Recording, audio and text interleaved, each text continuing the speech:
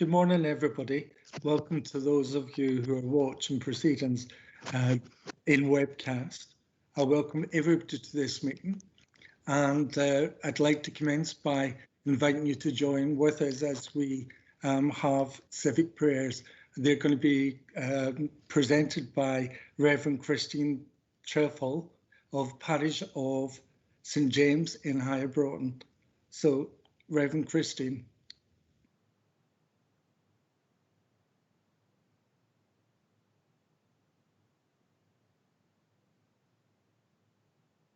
Reverend Christine, can you hear us?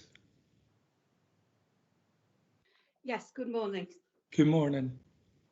I would like to welcome you all to join me in prayer this morning. So let us pray. Father God, we thank you for the gift of a new day. We thank you for the gift of life, and we thank you for placing us to live and work in the city of Salford. I do pray for the city of Salford and all its inhabitants. I pray for its leaders. I pray for its workers. I pray for everyone who walks this place. I pray that the city of Salford will always be a place of hope and promise, a place where people have a future. I pray that you will continue to bless its leaders and its officers with wisdom, compassion, clarity of thought. I pray that we will all work together in harmony for the good of others. And I pray most of all that you bless this meeting this morning. I thank you, Lord, for creating all the people who are present, and I thank you for their devotion to public service. I pray that you bless the city of Salford and its people. Amen. Thank you, Reverend Christine. I've had no notice of any special announcements or special business, so can we get straight on to apologies? I'll ask Mike, our senior officer in domestic services, if he would read out the names of the people who are present and any apologies he's been offered. Yes, Mr Mayor, according to my list, the people we have present are the City Mayor, Councillors Antrobus, August, Bailey, Barnes, Bellamy, Bentham, Bushel, Brocklehurst, Brooks, Birch, Kamel, Clark, Cohen, Collinson, Dawson, Dickman, Edwards, Fletcher, Karen Garrido, Robin Garrido, Goulden, Hamilton, Hesling, Hines, Humphreys, Jolly, Jones, Kelly, King, Lancaster, Leitner, Lewis, Linden, yourself, Councillor McIntyre, Merry, Morris, Mullen, Nelson, Curran-Ziza, Pevitt, Gina Reynolds, Neil Reynolds, Saunders, Sharp, Turner, Wade, Walker, Joan Walsh, John Walsh, Ward, Warner and Wilson, and I received apologies from Councillors Critchley, Mashita, Warmisham and Weir. Thank you. Can I just give apologies for Councillor McCusker, please? Councillor McCusker. McCusker.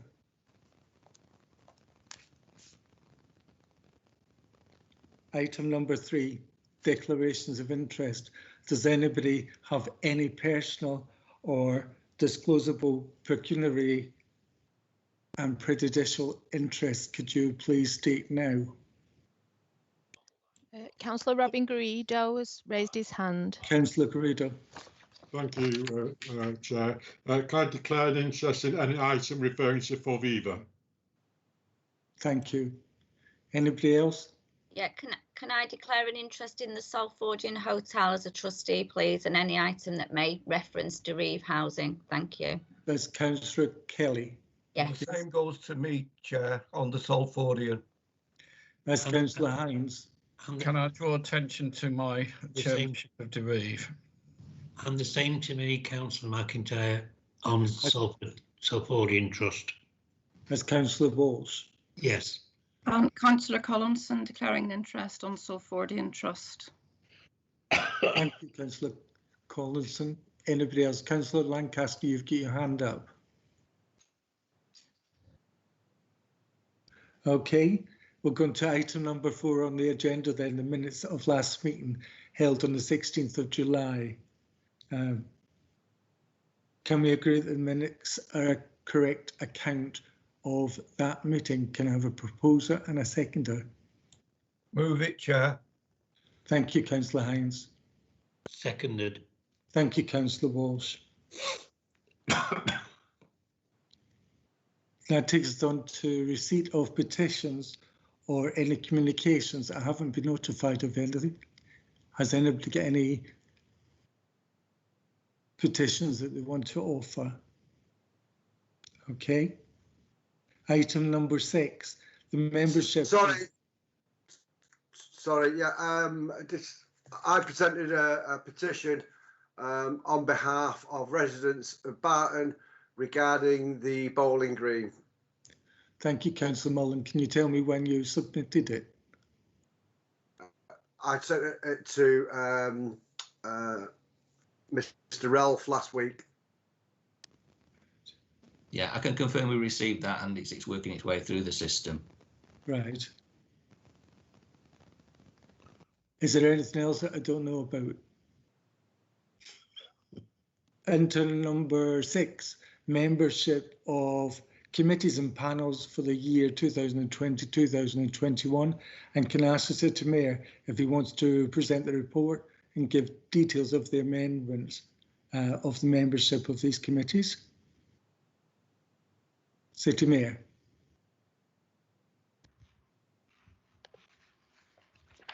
Thank you, Ceremonial Mayor. It is obviously all detailed within the report, and as I like to do with these reports, just move the amendments. Obviously, colleagues and members of council have read all these reports prior to full council today, so move the amendment. Thank you. Thank you. So, council is asked to approve the revised membership of the committees and panels as detailed in the report. Can we agree on that? Can we have a proposer and a seconder? Agreed. Councillor Dawson. Thank you, Councillor Dawson. Agree. Councillor Barnes. Thank you, Councillor Barnes. That takes us on to item number 7. Can I ask Councillor Bill Hines, lead member for Finance and Support Services, to present his report? Thank you, Chair. Well, as all members know, the present Chief Executive retires at the end of the year, and therefore we're now in the process of finding a new Chief Executive. Remember, this post was established in January 2014 following an independent operational governance review, and it does incorporate the statutory role of the head of paid service. The workforce panel have established an appointment panel and agreed the approach, the process for recruitment. The selection and appointment to the post of Chief Executive, as I've said, when the present Chief Executive retires in January 2021. The salary scale for this post is in line with the existing agreed senior pay structure, which remains the salary range approved by the full council in January 2014. Obviously, there's been increases in that salary due to inflationary over those years. In line with the council constitution, the council makes determinations in relation to the remuneration of posts whose remuneration is or would become 100,000 per annum as above. As the salary exceeds 100,000, council must therefore offer the opportunity to consider the salary before the salary package is offered in respect of the new appointment. The appointment will be in accordance with the JNC for Chief Executives and Local Authorities Terms and Conditions. I move it, Chair. Thank you. Any questions? Any comments? Can I have a seconder, please? No? I'll second that. Yeah. Thank you. The council's asked then to approve the remuneration level of the Chief Executive as agreed by the Workforce Panel on the 11th of August 2020. We've got the proposal, we've got the secondary. Is that agreed? Agreed. Agreed. Agreed. Agreed.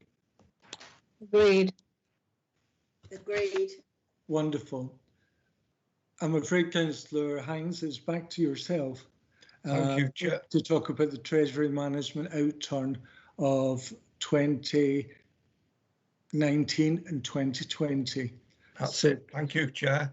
Now, obviously, this is the third Treasury management position I bring to the council. It only seems 5 minutes that I made the last one, so the year is really flying, isn't it? Now, I understand to many people that this can be kind of dry, but it's very, very important that it establishes the position that council finds itself in with its finances.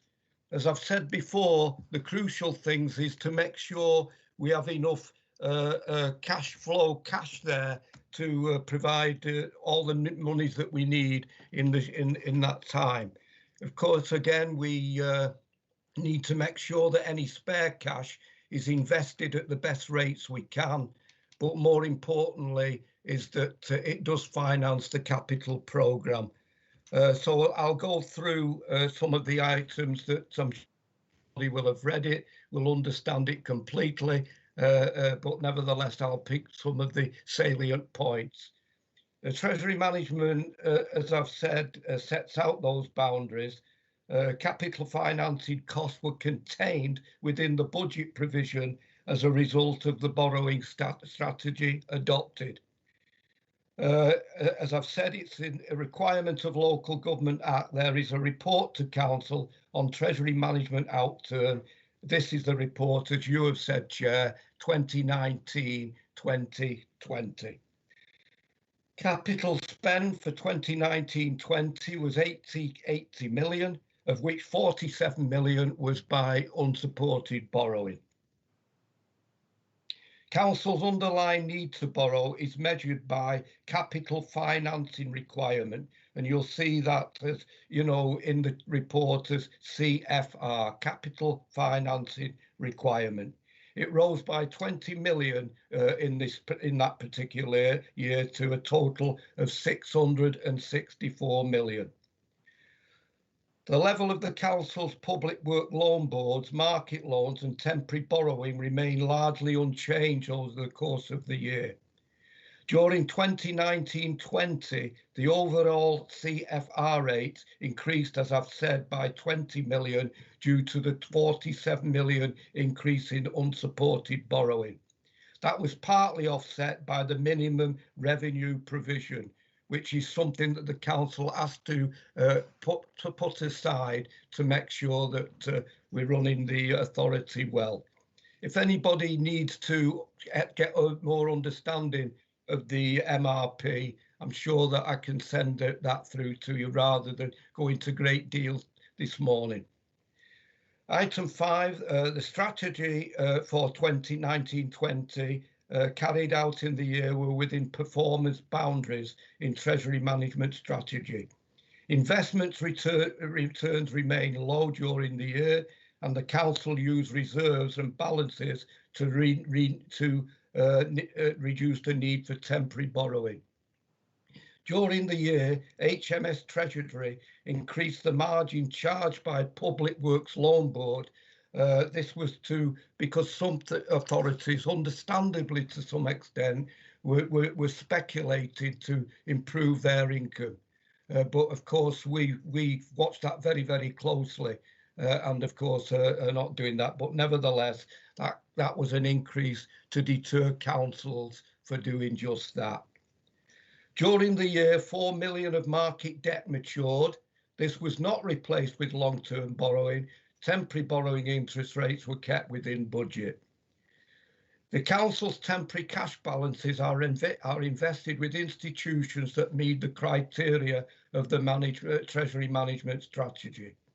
The investment activity during the year confirmed to the approval strategy, and the council has had no liquidity difficulties. I have said before at meetings during this pandemic that is crucial, that we make sure that we have enough cash in the bank at that time to pay all our outgoings. Of course, you know, I'm concerned, as many will be, that as this pandemic lasts longer and longer, as I've said in previous reports, we'll have to watch that very, very closely coming over the next 12 months or so.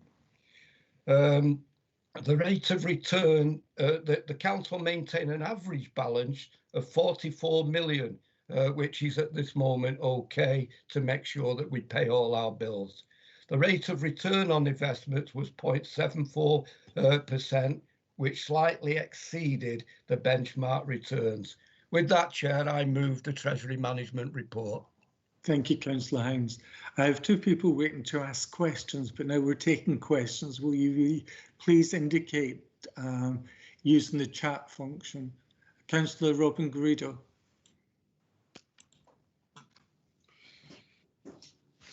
Yes, thank you, Chair. A number of questions, Councillor Hines. First of all, I totally agree with you. It is a very dry subject, so please take what the questions are asking from a lay person, not an accountant.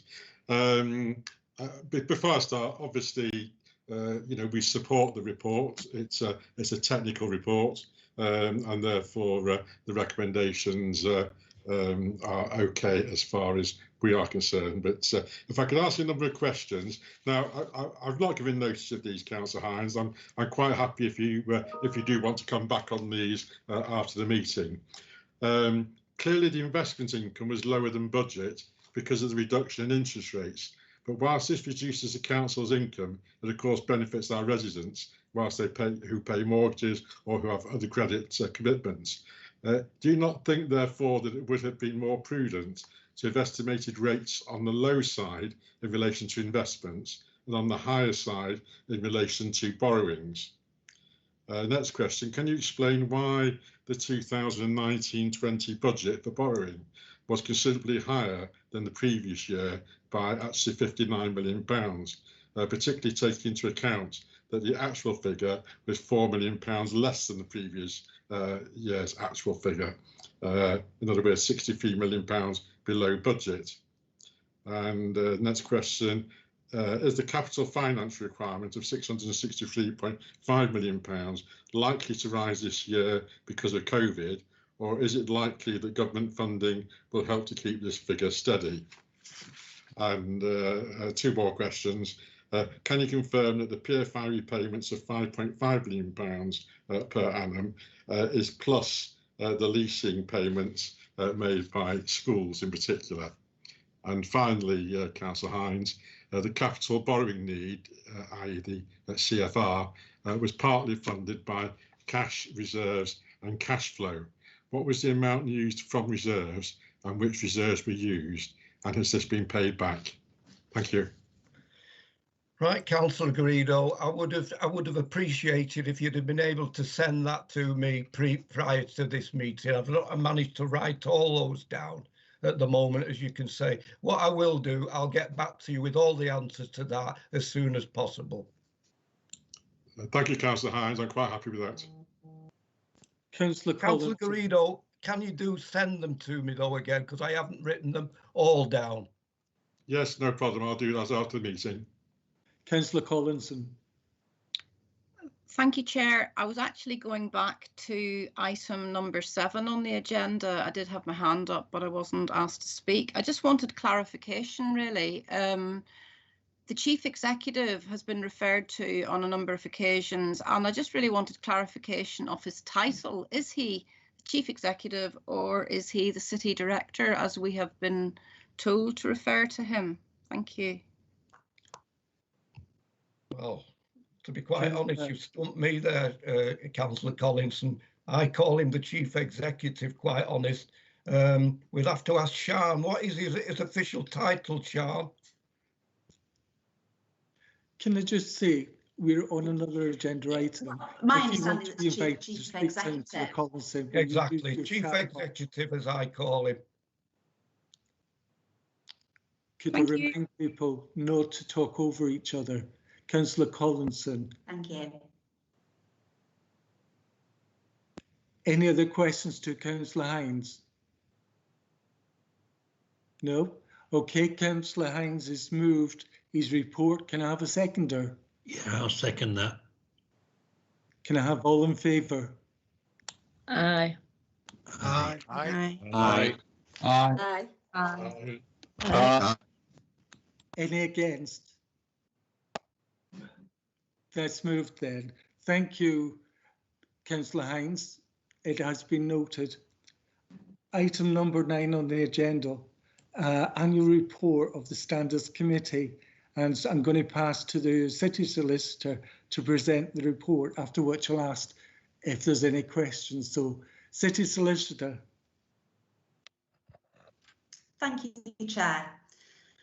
This report is the Standards Committee annual report to Council with 2 recommendations. The first one, to receive the annual report summarising the work undertaken by the Standards Committee and by the Council's monitoring officer and her staff to promote and maintain high standards of conduct by elected and co-opted members.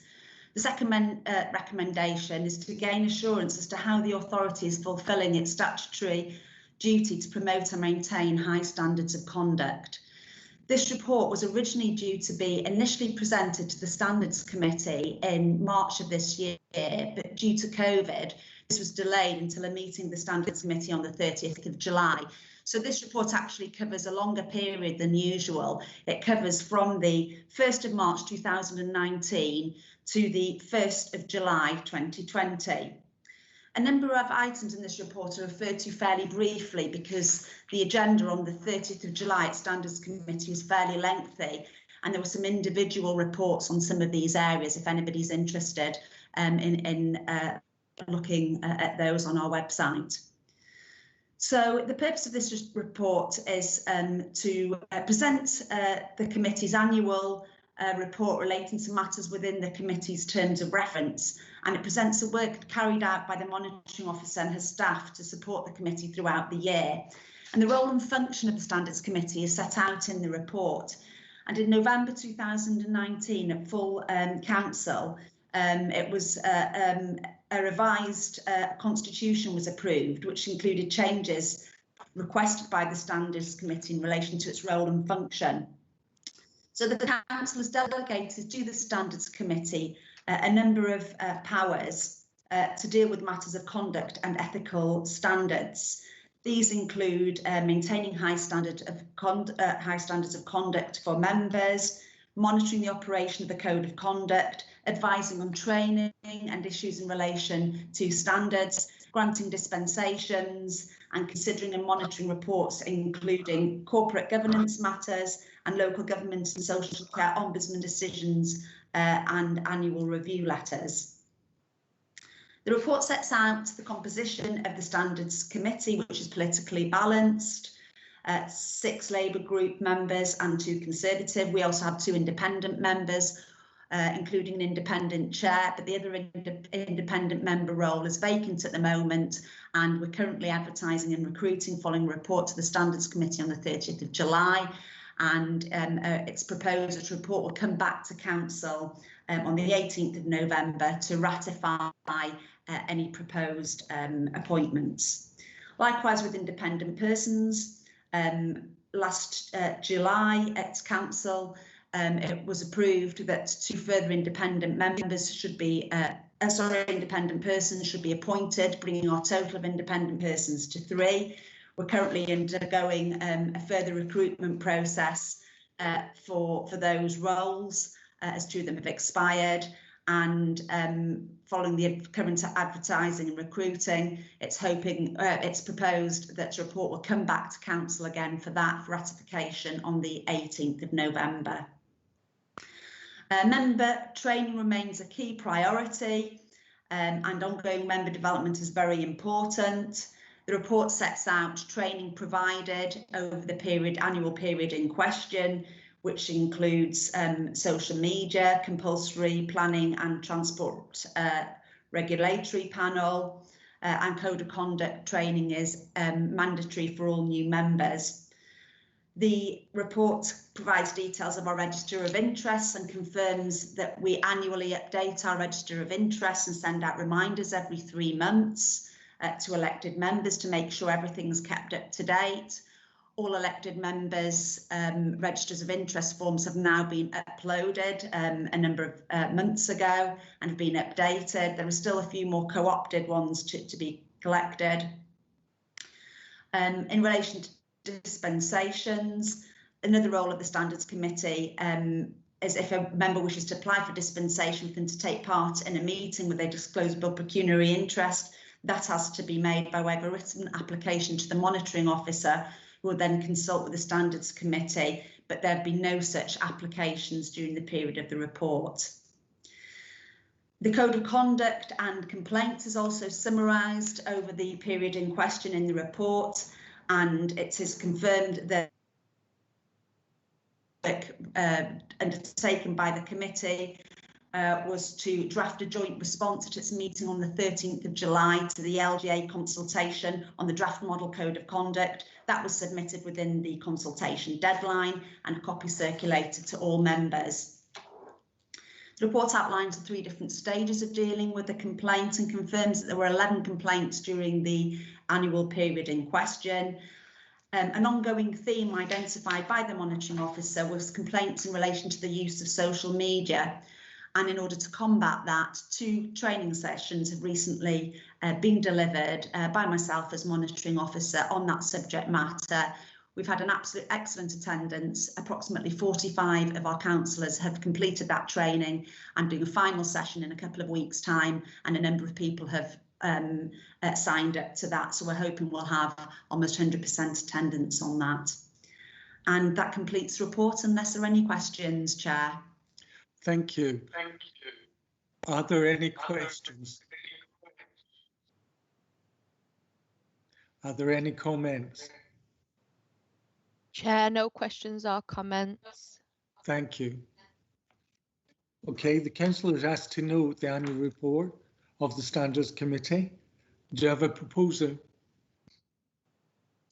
And do I have a seconder? Yes, I'll propose it, yeah. Councillor Fletcher, I'll second it. Thank you. Well, that's been noted, Sian, and thank you very much for the report. Item number 10 is a notice of motion and relates to the planning for the future white paper and the response by Salford City Council. I'm going to hand over to City Mayor to present this motion. It's going to be seconded by Councillor Antrobus. City Mayor. Thank you very much, Chair, and thanks for obviously introducing this, what I would consider a really important motion. Obviously, government at the moment are consulting on the future of the British planning system, and that consultation ends on the 29th of October. And I'll certainly be working at a Greater Manchester level and also a local level with Councillor Antrobus and colleagues to ensure we make submissions into this consultation. I think I'd like to first start by saying, is now really the right time to be discussing the future of British planning when we're in the middle of a global pandemic with COVID-19? And also, is now the right time in light of the housing and homelessness crisis we're facing, where government, despite promising in their manifesto, have still not come forward with a renters reform bill. And we know on the 20th of this month, the evictions ban that is currently in place during the pandemic is likely to be lifted by the government. So I guess initially I've got a question around prioritisation, which I think is really important that we consider this motion in that context. Now, focusing on Salford, you'll be aware in the motion we draw attention to unbuilt dwellings in the city of Salford to the tune of 20,512. And in the last 4 years, we've delivered beyond local housing need, i.e. beyond the target that the government set for us here in the city of Salford. And 92% of our development has been on brownfield land. In many respects, what we're doing is demonstrating our preference for brownfield development in the city. Also importantly, we've managed to secure 26.2 million in developer contributions, commonly known as Section 106 contributions, in the last 10 years.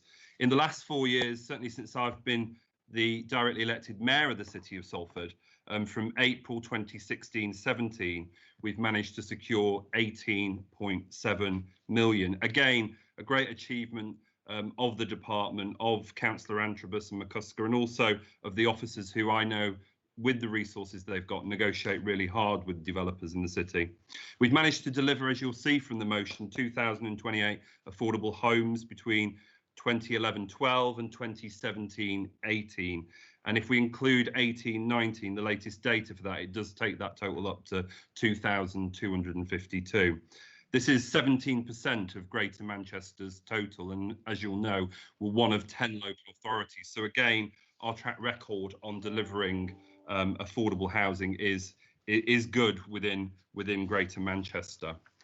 The motion recognises ultimately, as a consequence of all of that data, because colleagues will know I like to take an evidence-based approach to things, but as a consequence of all of that data and what we've just shared with colleagues, it's quite clear that the planning system isn't actually the reason for the housing and homelessness crisis or the housing shortage that the government often talk about. And you'll note from the proposals in the white paper, the zoning proposals, government intend to remove the ability of communities and local people to be able to influence individual developments at a local level through our planning panel.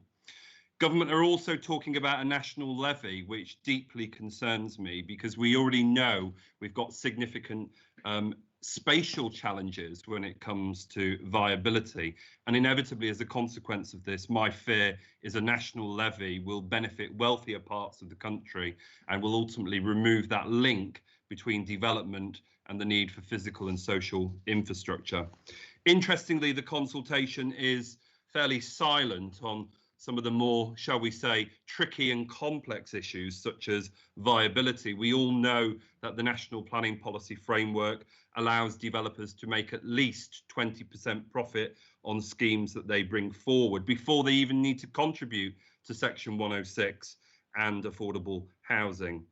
And obviously how we tackle developers negotiating away affordable housing commitments seems to be fairly limited in terms of the content of the consultation document. This is a perennial challenge for all local authorities up and down the country, and I would have hoped it would have been much stronger on how we deliver genuinely affordable housing and how we tackle what's happening within the British planning system today.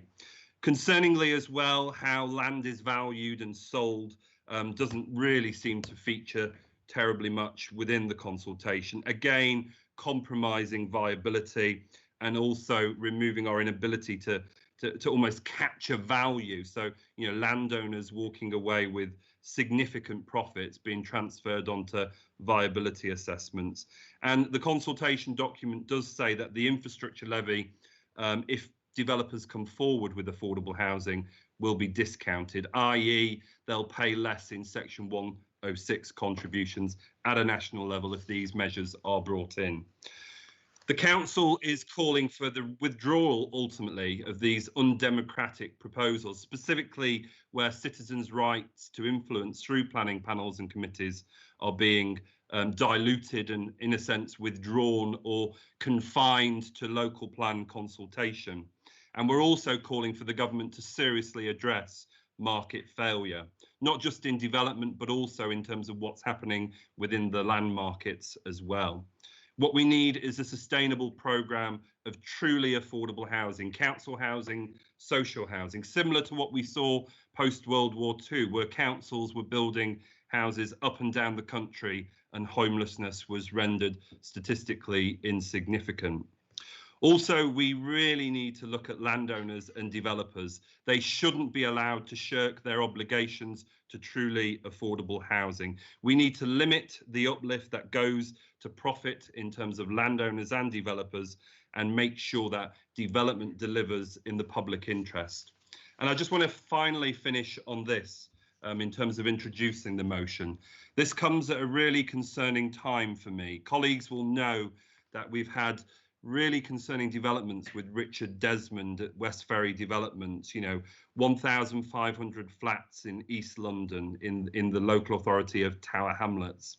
This scheme was brought forward in 2016. It was rejected by the council and the GLA under Boris Johnson's mayoralty called in the decision, which was then subsequently approved by his deputy, Edward Lister.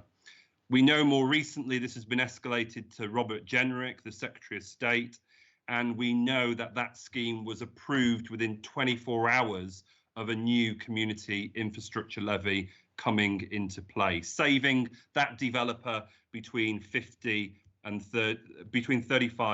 and 50 million pounds in 106 contributions. And I think what was shocking for me in terms of what made the press was when Desmond actually sent a text message to Robert Jenrick saying, "Good news, finally the inspector's report have gone to you today. We appreciate the speed as we don't want to give Marxists loads of dough for nothing." Well, building truly affordable housing, tackling the housing crisis and the homelessness crisis we face is not giving money to councils for nothing. And I think that's absolutely scandalous what's happened here with regards to the West Ferry development. You'll know that Robert Jenrick overruled his officials despite them telling him something other than what he decided, and he also overruled the Independent Planning Inspectorate. And we also know on the 29th of January 2020 that Desmond actually donated £12,000 to the Conservative Party. And in November, they were discussing all of this over dinner at a swanky hotel in London. Needless to say, the revolving doors between the Conservative Party and the development community deeply, deeply concern me. And the fact that the government are bringing forward this consultation on the future of British planning at this point in time, in the middle of a crisis, really, really concerns me. So I hope all members of this council chamber will obviously approve our asks and our way forward. As I say, we'll still be making a submission as a local authority and hopefully as a Greater Manchester combined authority to the consultation. But I think there is some urgency in terms of getting this into the public domain and acting quickly while this consultation is going on at this point in time. So happy to move the motion before members of the council. Thank you. Thank you, Mr. Mayor. Councillor Antrobus, I believe you're going to second the proposal. Yes, Mr. Mayor. Can I formally second the proposal and reserve my right to speak? Thank you. Is there any questions or comments that members would like to offer? No questions? No questions or comments, Chair. Okay. Oh, sorry, a question from Councillor Karen Garrido. Councillor Garrido.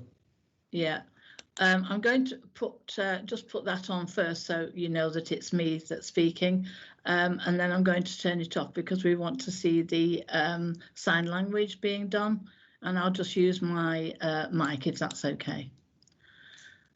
Thank you. When I first saw this this motion, I was at the agenda setting.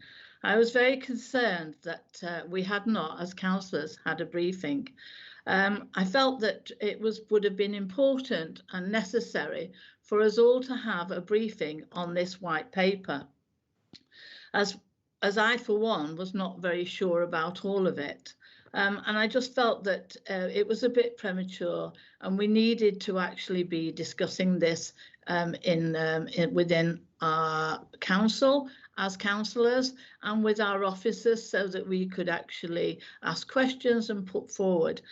Because as we know, when a motion is put forward, it's run on very strict timing and our constitution rules. So it gives no time today for a full discussion. So I'm going to speak on this motion, but I have to say that part of it I'm totally not in agreement with. Can I start by saying, when I started to read this motion, as I've said in the on the council papers, it was mostly about housing figures.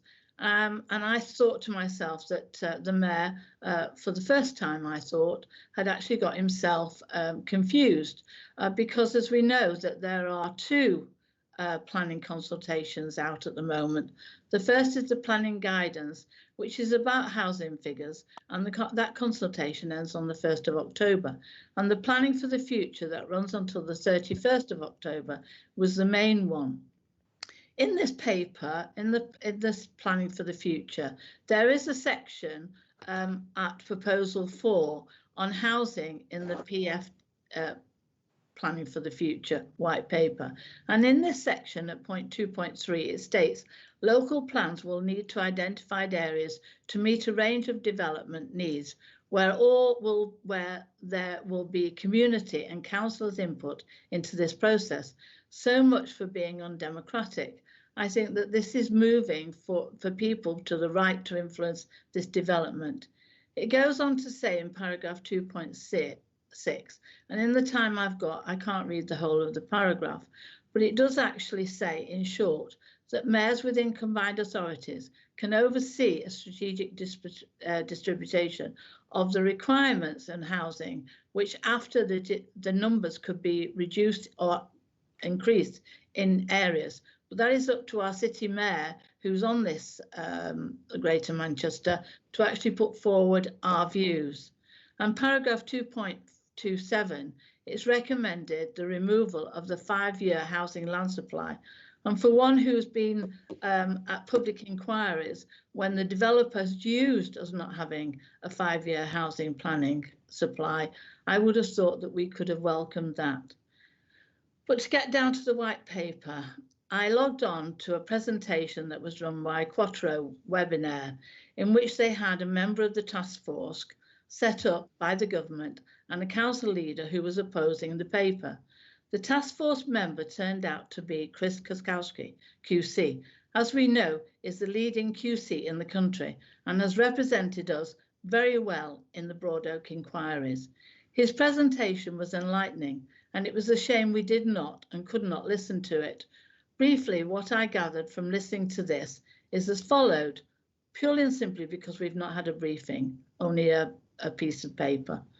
Grove states planning permission will be granted, but before these sites are drawn up, there will be consultation on the local plan with engagement with local representatives, residents and councils, etc., who can draw up a local code, design guide, master plan and the standards that we want to see.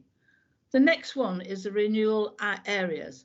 As I understand it, a list will be drawn up of these areas, which applications will be required to meet. But if an application is not in line with the local plan, it can then be put forward, but it would have to go through the normal planning applications. The last area is the protected areas. Will cover areas where development is generally inappropriate. Green belt being one area, and I feel, be the same as it is now. But I'm going to put that in my response. A planning application will be needed. There will be no change on conservation areas. They will be 100% protected. These are the areas I think you're most... 4 minutes, Councillor Garrido. Sorry? 4 minutes. Right. I have been unable to deal with the other changes like the infrastructure levy. I would need more information to understand that fully, as I see it as set centrally, but collected and distributed by individual councils. As far as the motion goes, I think it is a motion connected to the planning guidance, which we have not had a copy of, but I have a few reservations as well on that matter. Could you start winding up, Councillor Garrido? Yeah, and I just want to say that I think that the viability scheme needs to be looked at. I think that the residents, the number of buildings, right, before contribution for building new homes is set out, needs to be lower. And in my opinion, which will be said, we're not very conservative minded, we should be able to repossess the land that has planning permission and has not been built on at the cost the land would have been when granted. So those are my points that I want to raise. But I do wish that we'd had a consultation on this and that it had been brought at another time. But I think that all our residents should have this information and actually go onto the website and answer the questions within the questionnaire. Thank you, Councillor Gredo. Councillor Saunders, I believe you have a question. Councillor Saunders. Hi, yes, thanks, Chair. I think I must be missing something here. Following on what my colleague Councillor Karen Garrido said, let me just say, if my dear wife woke up one morning and said, I think we should go shopping for dresses this morning, I might suddenly find some very urgent business to do, but I wouldn't turn around and say to her, please withdraw that proposal. This is a white paper. It is what it says on the tin. It's a proposal. I know it's not a green paper, but it's a white paper. It contains 24 proposals with a quick count, 11 alternative proposals, and there are 23 questions that are asked in the proposal to answer. And there is, of course, a formal way of responding to that white paper online or by email. I would have thought it would have been much better for the council to bring, for example, a motion to the council, should the council have wished that, to authorise the council to make a detailed response.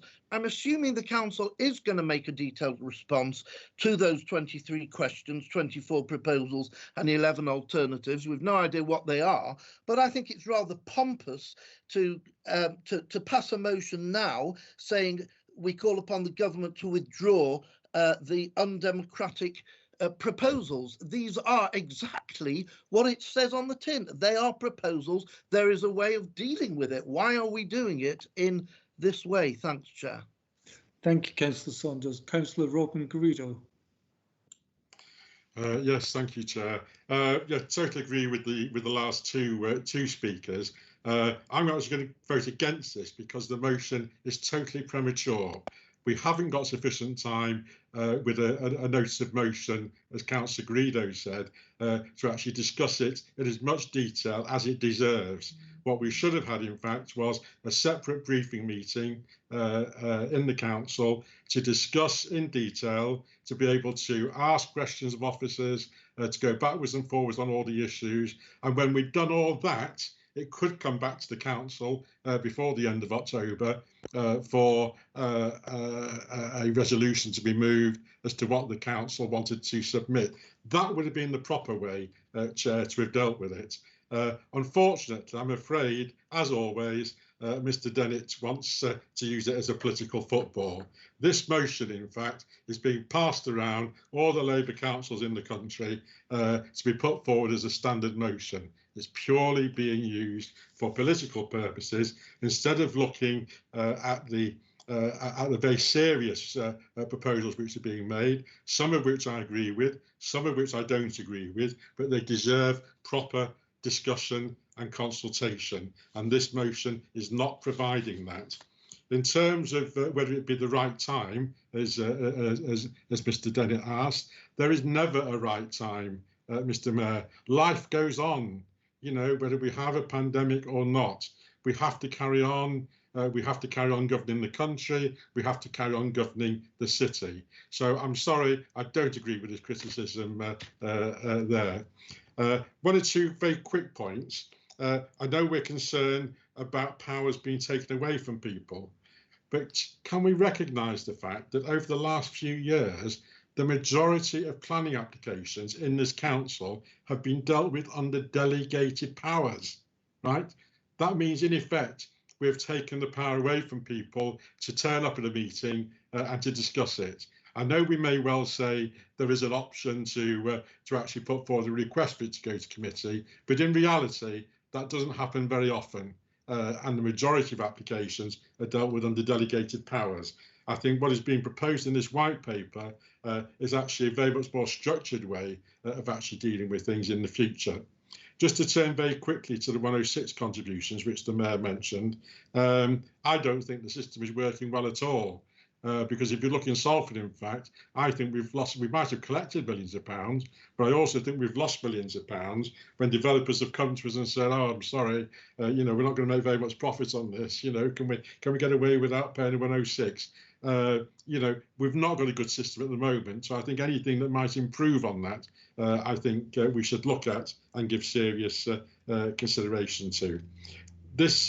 These proposals do not take away the power of the people. In fact, by using local plans and using neighbourhood plans, we're giving more power to the people to actually frame their own local areas. And I think that needs to be applauded.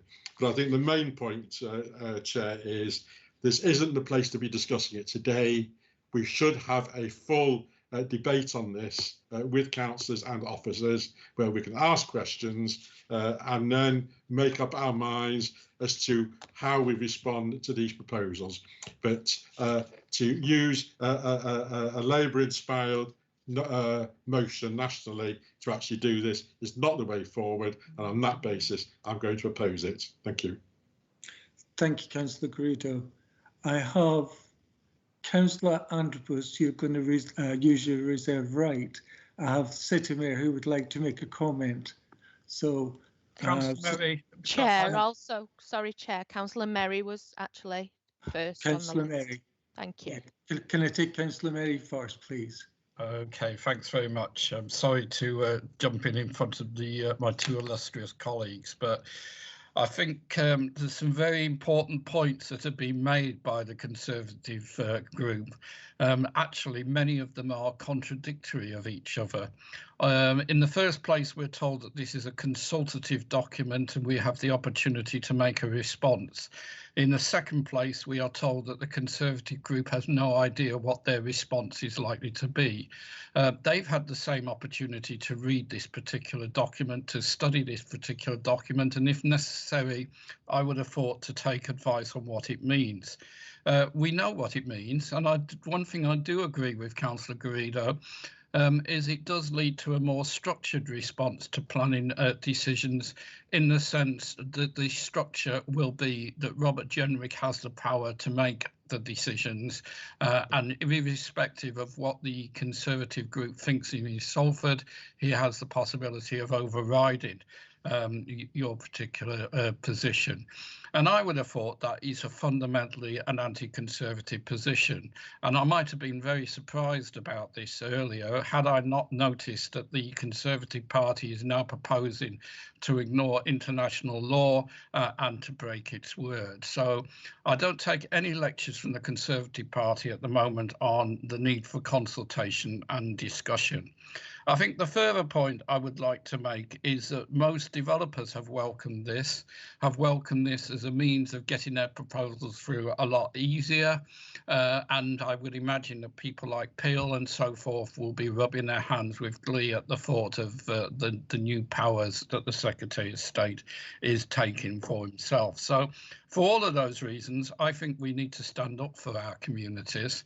I'm disappointed because I think the Garridos have fought for their communities in the past, but they appear to have abandoned the struggle in respect of trying to limit the powers of central government. And that's what I would like to support in terms of this particular motion.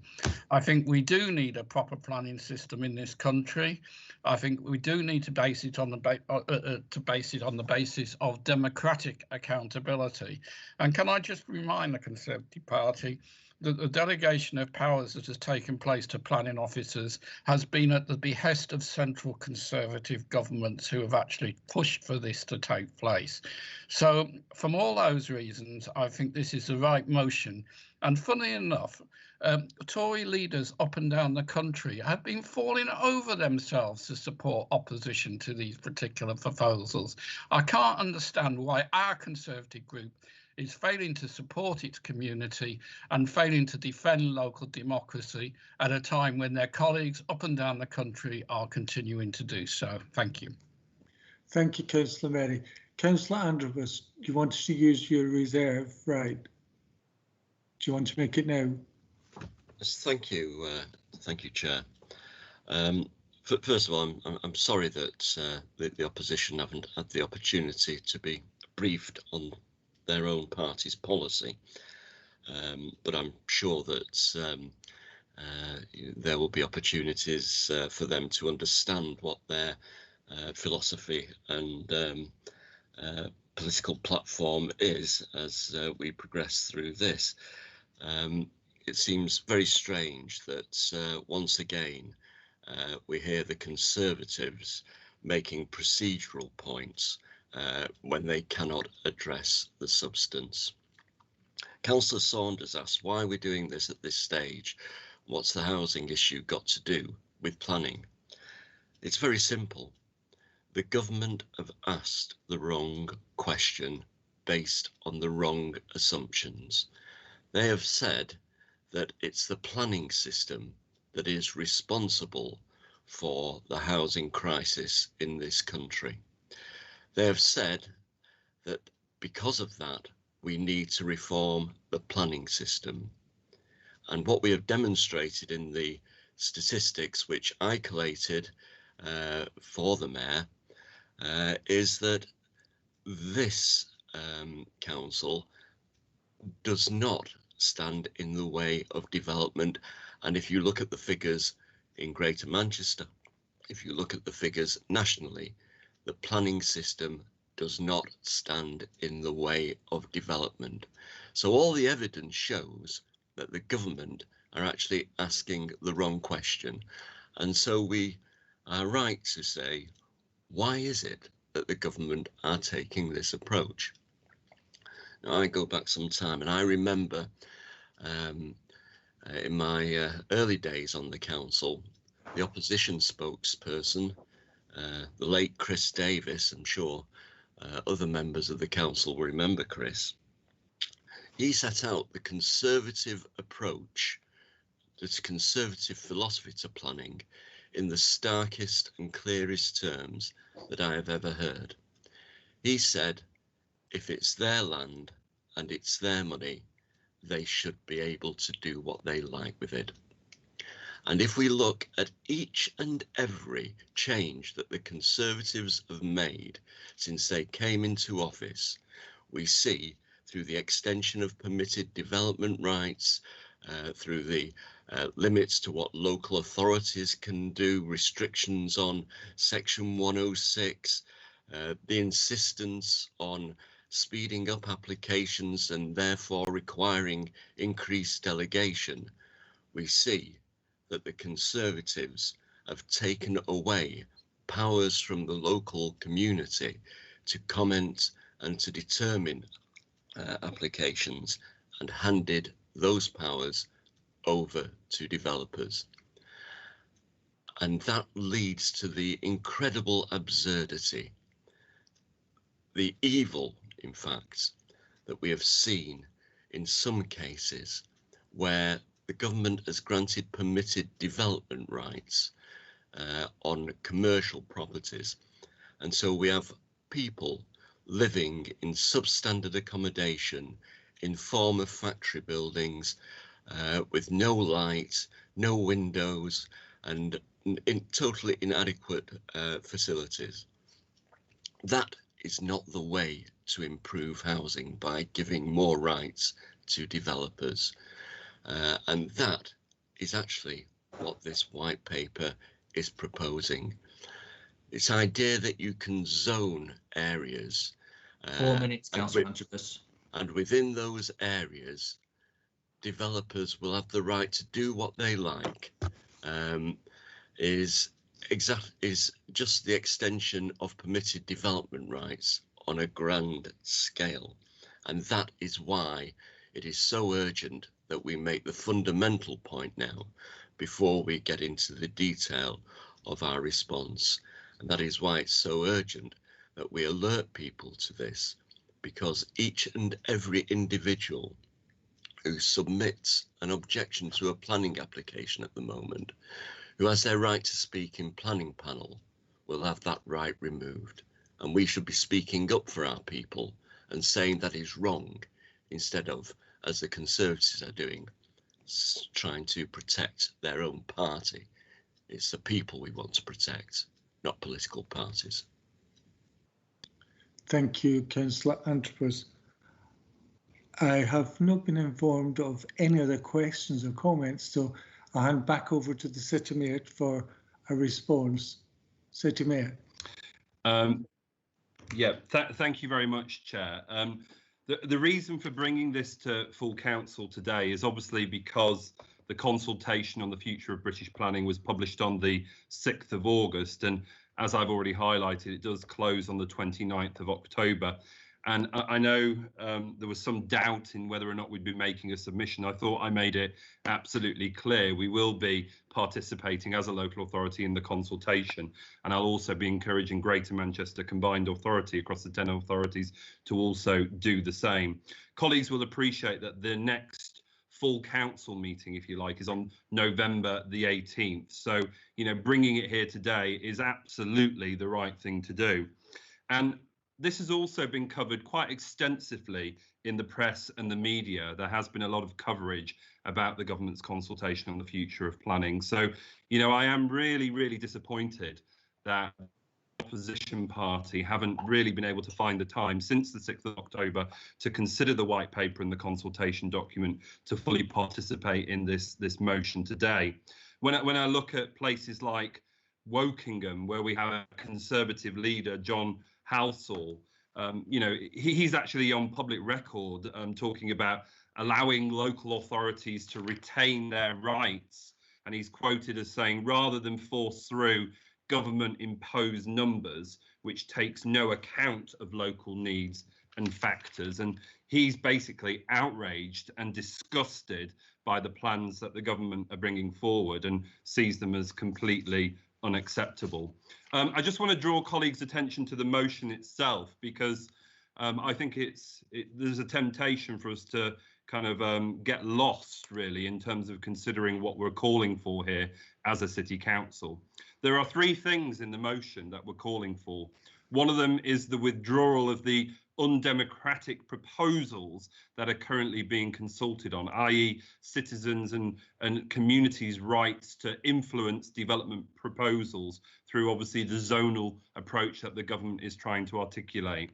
Also, secondly, we're calling for the government to fundamentally address the market failure we've seen in the housing and land market for many, many years, which has led, in my opinion, to the housing and homelessness crisis we see. And what we're calling for is a sustained programme of truly affordable houses, social housing, council house building in this country, again, to tackle the housing crisis and homelessness crisis. And then finally, the third thing we're calling for is that landowners and developers can't shirk their obligations, and obviously that the profit from land sales and also the development itself is extracted for the purposes of public benefit, and that we limit the uplift in terms of value realised by developers and land owners up and down the country. Those are the three things that this council is calling for, and I have to say I'm horrified today really that the opposition party are suggesting that they can't support those three things that they're calling for. We are in a homelessness crisis, and it's incumbent upon all of us in this council chamber to tackle that. These proposals in this consultation document do not do that. And I think it's a dereliction of our duty as elected representatives not to draw attention to these in this 12-week period of time when we have a live consultation, which is why the motion is before colleagues today. And just to be clear, this is not a Labour Party motion at all. This is a motion that we've actually crafted ourselves here in the city of Salford, and you'll see in the motion that there is very detailed information about what's happening in the city of Salford. So I totally refute the comments being made by opposition members. It's somehow suggesting this is a motion that's doing the round from the Labour Party. One thing about councillors and elected representatives in the city of Salford is we work hard for our residents and we put hard work into crafting motions. That isn't to say that the opposition don't work hard, but I think it's a real insult to suggest that somehow we've just, copied and pasted almost a motion that's doing the rounds nationally. That is not the case in terms of this. So I do sincerely hope that the opposition can find it within themselves to support what we're asking for today in the motion. Thank you very much. Thank you, City Mayor. So we've had a notice and a proposer of the motion, and we've had the motion seconded by you, Councillor Andrews. Can I request a roll call, please? As I understood it, let me see. Yes. Can I put it to the vote, please? No, a roll call's been requested. And a roll call. That's what I meant, Councillor Mary. Right. Thank you. Can we have a roll call vote? If you want to first of all summarise what the vote's been taken on, Ceremonial Mayor. Okay. This council has prepared a motion that relates to the future of the white paper, and it's in response to that. It's had a seconder in Councillor Andrews and it's been moved by the City Mayor. There's been a roll call of votes called for by an elected member, and I'd like to put it to the vote using the roll call. Can we start the roll call, please? Yeah, if members could now indicate whether they're for or against the motion. City Mayor Paul Dennett. For the motion. Councillor Antrobus. For. Councillor August. For. Councillor Bailey. For. Councillor Barnes. For. Councillor Bellamy. For. Councillor Bentham. For. Councillor Bushel. For. Councillor Brocklehurst. For. Councillor Brooks. Councillor Brooks. For the motion. Councillor Birch. For. Councillor Kamel.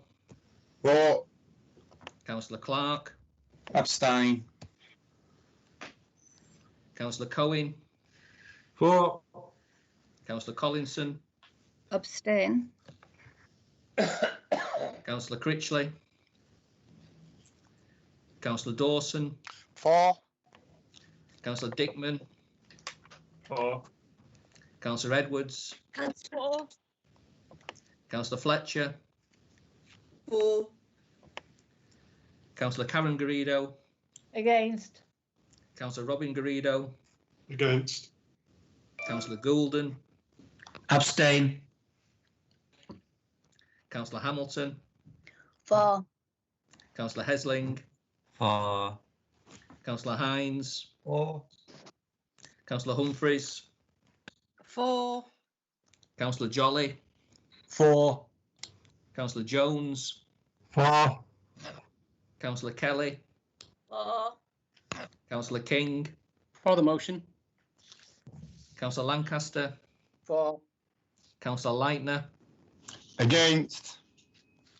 Councillor Lewis. Councillor Lewis. For. Councillor Linden. For.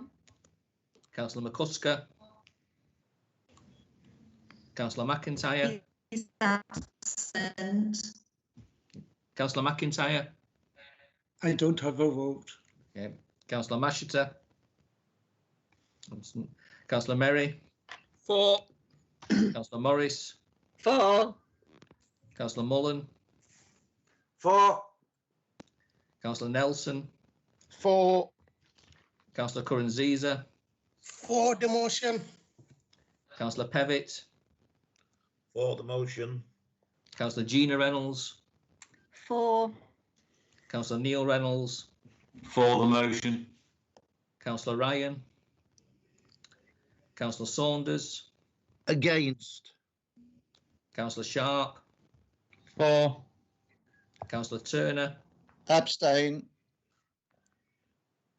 Councillor Wade. For. Councillor Walker. For. Councillor Joan Walsh. Councillor Joan Walsh. For. Councillor John Walsh. For. Can I go back to Councillor Joan Walsh? No. Councillor Ward? Stay. Councillor Joan Walsh, 4. Okay. Councillor Ward? Staying again. Abstain. Councillor Warmisham?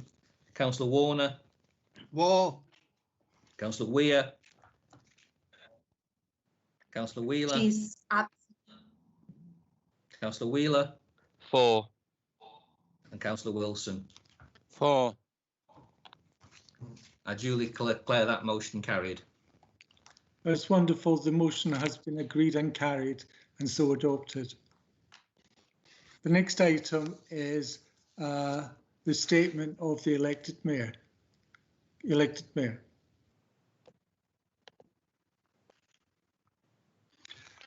Thank you very much, Chair, and good morning, and good morning to members of the council. An awful lot has happened in the past month, so much it feels like an age since I addressed you last in obviously this council chamber. And as ever, the world throughout the coronavirus crisis, we continue to obviously move at a pace. And before moving on to obviously the formal business of today's council, I want to run through an update for councillors on the situation regarding the pandemic response in the city of Salford. The infection rate in Salford has been rising, as I'm sure you've seen from the press and the media and the regular updates we issue. From 26 positive cases per 100,000 of population over a 7-day period to 87 cases per 100,000 by the week ending the 8th of September 2020. This is the latest data, which is full data rather than indicative data that is available often on a daily basis. There are now positive COVID-19 cases all over the city of Salford and in all communities, in all settings and amongst all ages. And although the numbers are largest amongst the 18 to 34-year-olds in the city, this is reducing, and cases are now being recorded for older working age groups and also some of our care home residents.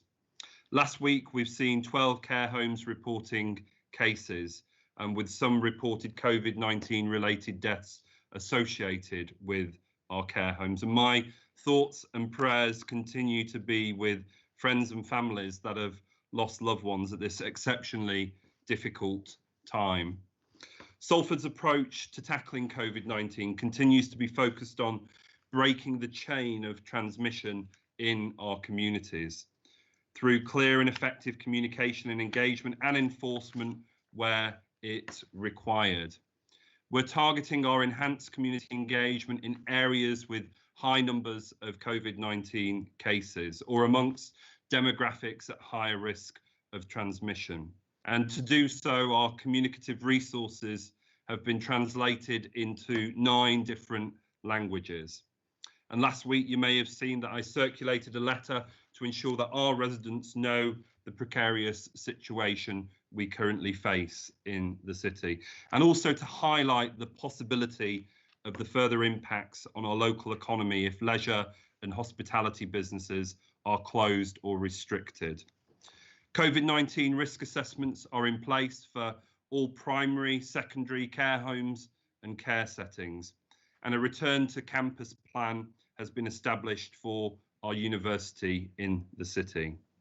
We've also provided written guidance to all businesses that are subject to regulatory activity. Nearly 4,000 retailers have been sent 2 separate mail shots with advice on reopening safely, and more than 1,370 visits have been concluded, 329 of which are as a result of receiving a complaint, including proactive compliance visits as well to 505 high-risk business hospitality venues in the city.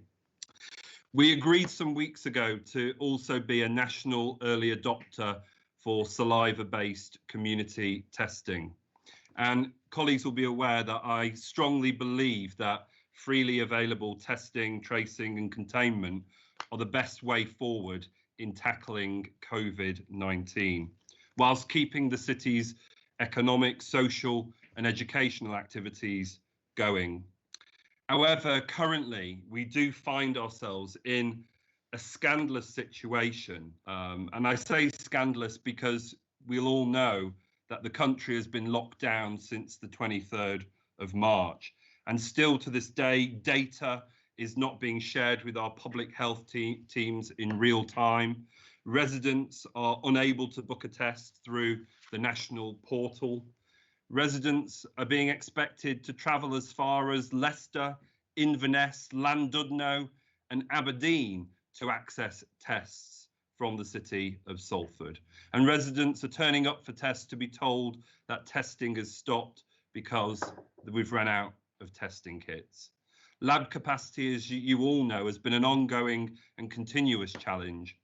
And also residents are often unable to isolate because they know in doing so they won't get paid or they'll be forced on to statutory sick pay, which doesn't allow them to make ends meet.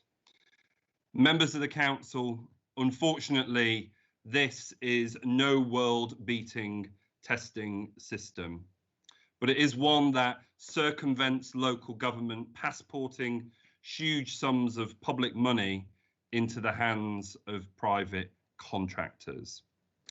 And I'm very clear that widespread community testing should not have been abandoned by the government on the 12th of March 2020. And I've previously written, as colleagues know, to the Secretary of State highlighting this very point. And in my opinion, a much less draconian and shorter-lived lockdown could have been achieved had we been in possession of better real-time data and been able to mobilise widespread community testing from a much earlier stage. The last 2 weeks, officers, volunteers have been working with the Department for Health and Social Care, testing the end-to-end process for the saliva-based community testing to ensure that it works and that we can provide results within 48 hours.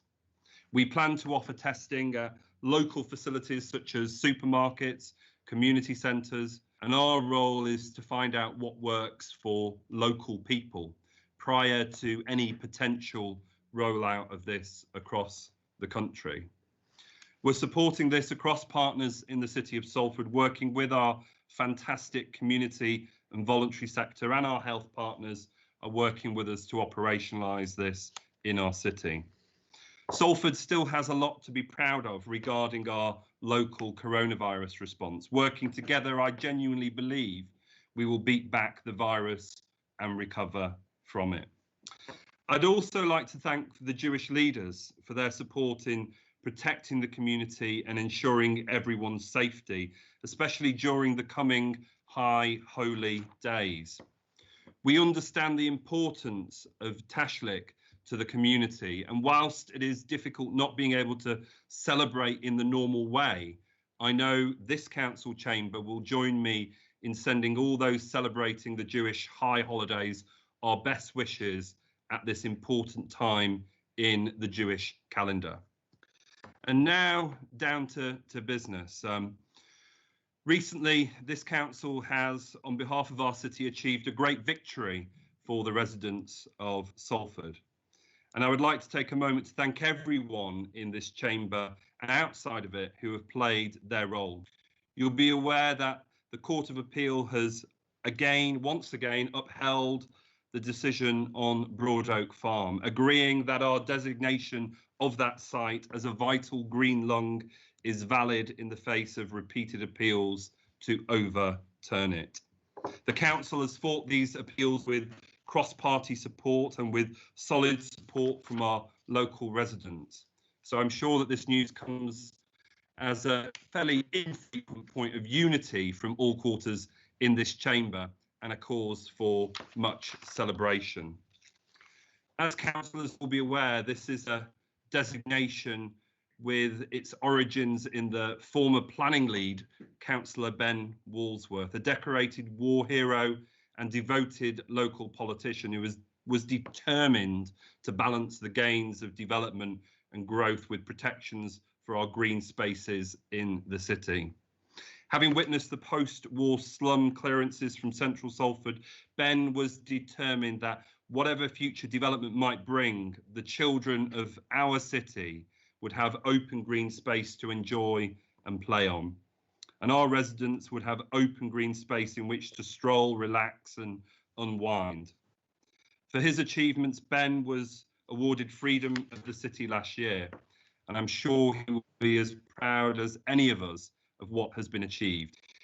In recent years, it has been rightly recognised that there is a severe shortage of housing within the UK, particularly housing that is genuinely affordable to those on average incomes. And as such, this council is not blanketly opposing all development in the city, but we do believe in putting the right development in the right places, and all parts of the city playing their part in helping us homelessness and housing crisis, whilst enabling us to meet housing need as determined by government. The legal argument by the developer in pursuit of development at Broadoak were made possible by relatively recent legislative changes, specifically the introduction of the National Planning Policy Framework in 2012. I would argue that the introduction of the NPPF severely curtailed local councils' powers to challenge proposed development through the introduction of several key reforms. The NPPF introduced a legal presumption in favour, as we know, of sustainable development. This reverses the traditional relationship in which a developer must prove the worth of their development to a planning authority.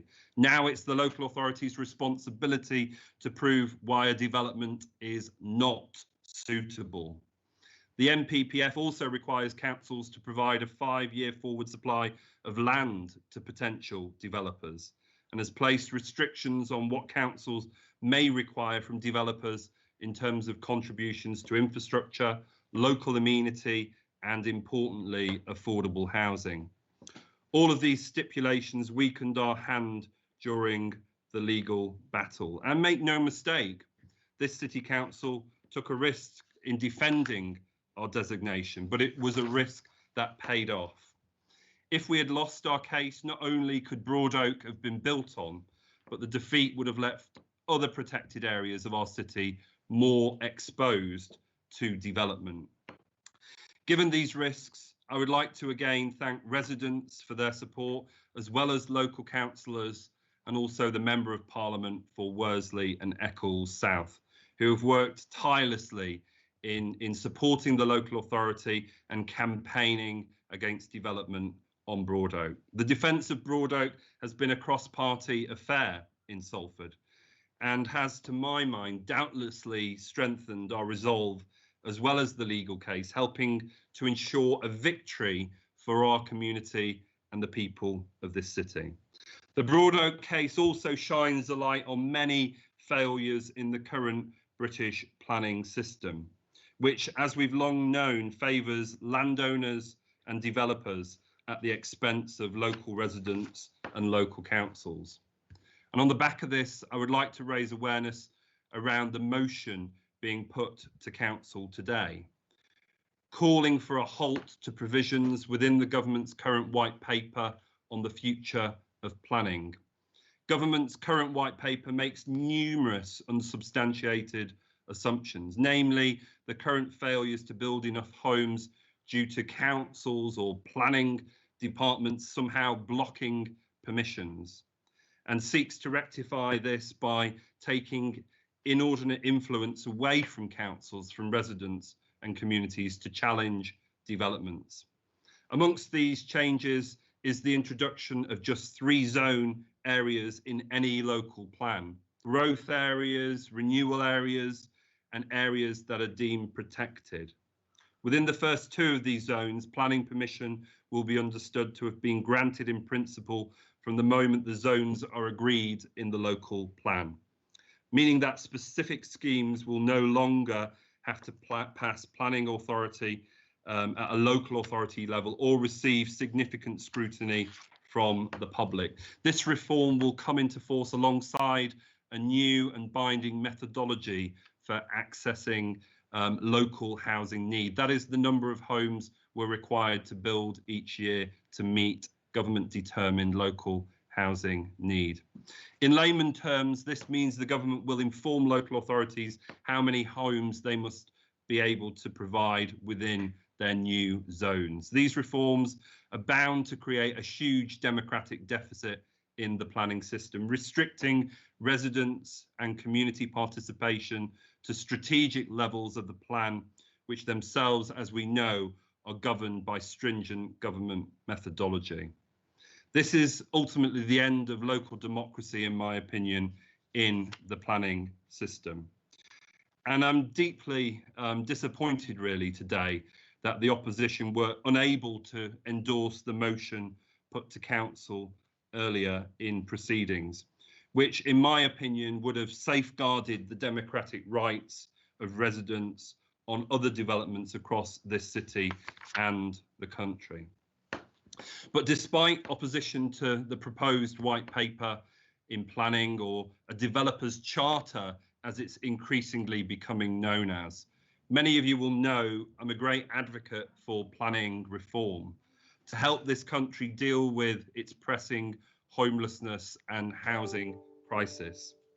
Many of us will have watched the recent BBC series Manktopia and witnessed the current issues presented by a system reliant on private developers to provide for our housing needs. In the modern British housing market, affordable accommodation, let alone council housing, is considered too unprofitable to deliver.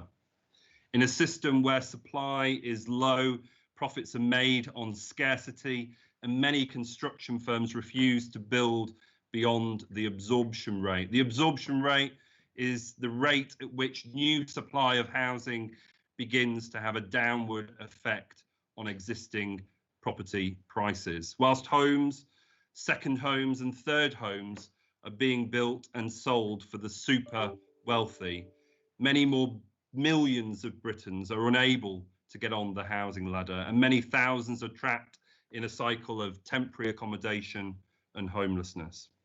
In episode 3 of that series, Manktopia, I participated in the documentary to emphasise the absolute importance of building truly affordable housing, particularly to emphasise the importance of the council's wholly owned development company, Derive, to do precisely that. And it has taken some time to get our first homes under our belt, but the company is now picking up steam and we're beginning to make plans for more homes at scale. And hopefully, come our next council meeting, I'll be able to announce to council a significant building programme of truly affordable housing for Salford residents, hundreds of new homes for Salford residents. Earlier this month, I signed a record of decision for the development of a new legal structure for the company, allowing us to expand our operation and start to deliver serious numbers of homes. And I hope that in the near future, solid plans for a further 550 Derive homes will be made public. And onwards from that, we will continue to deliver far higher numbers of homes over the next 5 to 10 years. The housing waiting list in the city currently stands at 5,585. And as you'll know, the government expects the city of Salford to deliver over 1,300 homes a year using the local housing need methodology, which is set down nationally for us. It's ultimately our job to continue to build council houses until there is no one on the housing waiting list. The other stars of Manktopia must, however, be our supported housing team, who in episode 1 were seen working incredibly hard to house a resident from Winton who was struggling to find a rent she could afford.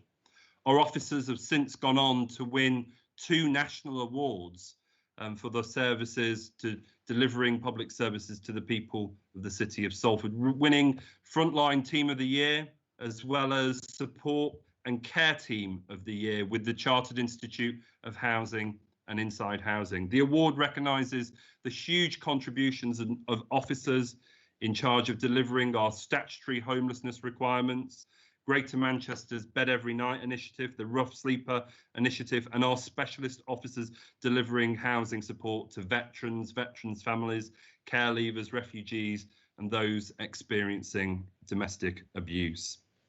I'd like to thank Councillor Tracy Kelly and the team for their dedication, their commitment, and their relentless passion for helping and supporting our residents in what are really challenging and difficult times. And I'm hugely grateful for their efforts for the people of our city. And I'm positive that the same gratitude is also felt across this chamber today. So thanks to each and every one of you. You are truly heroes of Salford. I just want to finish probably in just highlighting that COVID-19 global pandemic is still with us here in the city of Salford and Greater Manchester. We're continuing to see sustained community transmission. But I also wanted to highlight that following this pandemic, or during this pandemic as we move into the future, there are significant economic challenges ahead of us. The first half of this quarter, GDP fell by 22.1%. Paid employees fell by 730,000 between March and July. That's the largest decline in paid employees since 2009.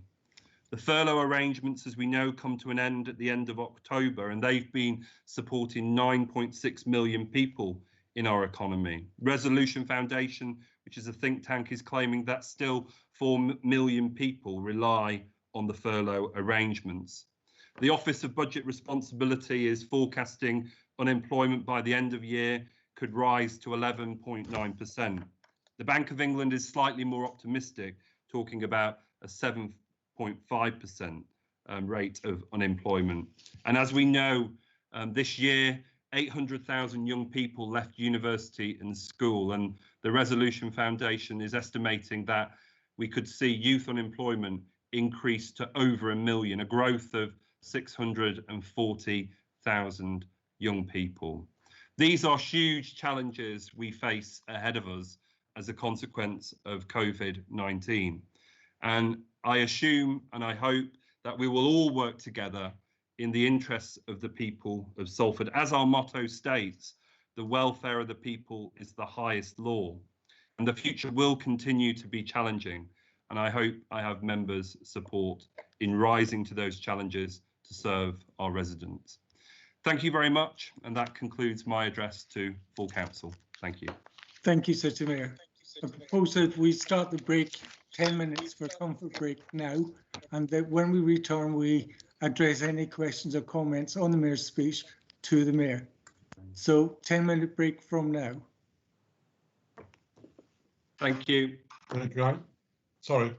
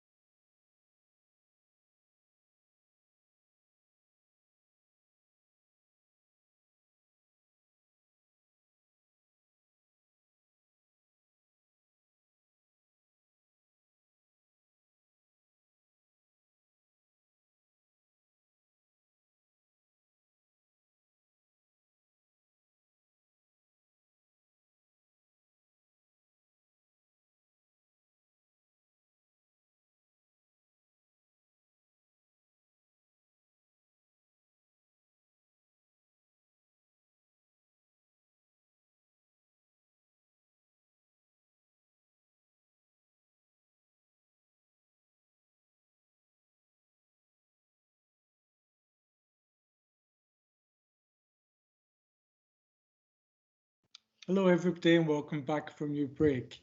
We're going to ask Councillor Garrido to ask this question. I'm sorry to have kept you waiting. Of you good questions or comments you want to pass to the City Mayor. Councillor Robin Garrido. Thank you, Chair. Given the City Mayor's starring role on Mantopia, would he join with me in criticising the CCG on evicting the homeless people from the empty doctor's surgery premises in Eccles? Given the fact that those premises are still empty now, does he not regard it as a disgrace, given his support for the homeless, that these people were kicked out? Notwithstanding the fact, of course, that I know the council did all in their power to find them other accommodation, the fact remains they would have been quite happy to stay there until the premises were needed by the CCG or the NHS. Thank you, Councillor Garrido. Councillor Andrews, you had a comment you wanted to make. Councillor Andrews. Yes, thank you, Chair. I just wanted to associate myself with the remarks of the City Mayor regarding the Broad Oak decision. I think it's been absolutely wonderful that we've seen such support from all parties in the council and from the local community for that policy, which was instigated by Ben Walsworth all those many years ago. So I'd like to thank the opposition in particular for their support for our policy.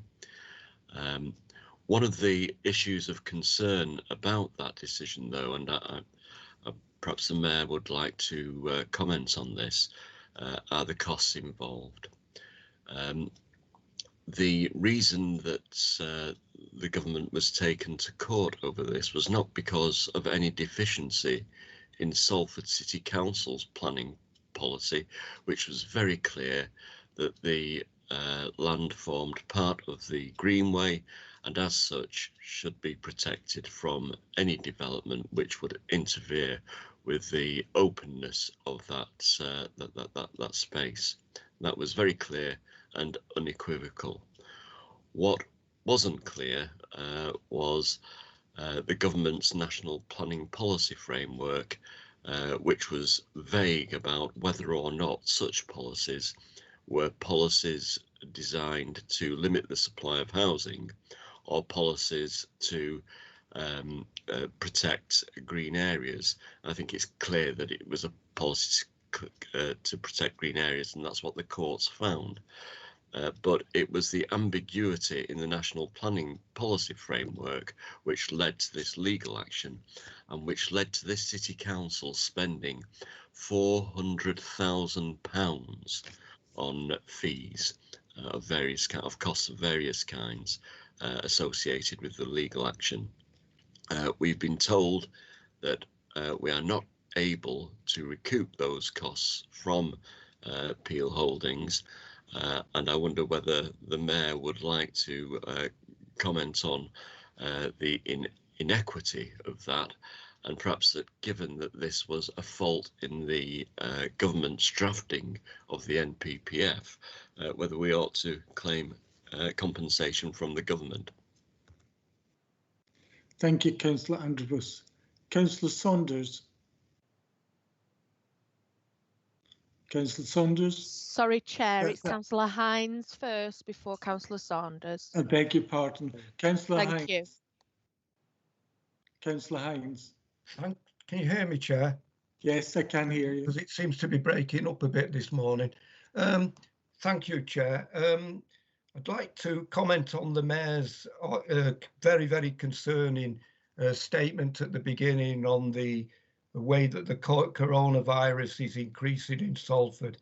This is a real concern going forward, and we've all got to play our part and do whatever we can to turn this around because it's extremely worrying.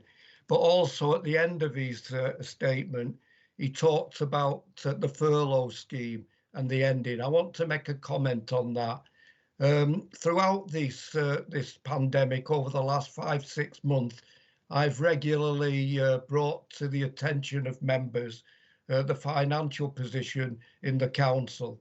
This year, as you know, in 2020-21, we could be looking at a shortfall of 11 million, but it's in future years that we're going to be in a real problem.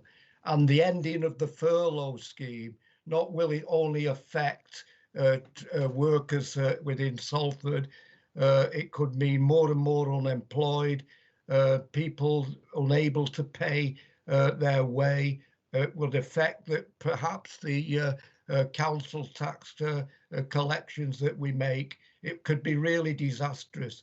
And I think that we should follow other countries who are extending in some way or form the furlough scheme, and not just cut it to the end at the end of October, where people will really feel the pinch. And I think it's incumbent of everybody to make sure that we make representations to government day in, day out, to make sure that it doesn't just come to an end, that we really need to help people in desperate situations. We see universal credit rising, we see unemployment rising, and it can be disastrous. So at least the government already are spending a great deal of money, but it should certainly spend more money to avoid this absolute catastrophe that could happen. Thank you, Chair. Thank you, Councillor Hines. Michelle, is it Councillor Saunders now?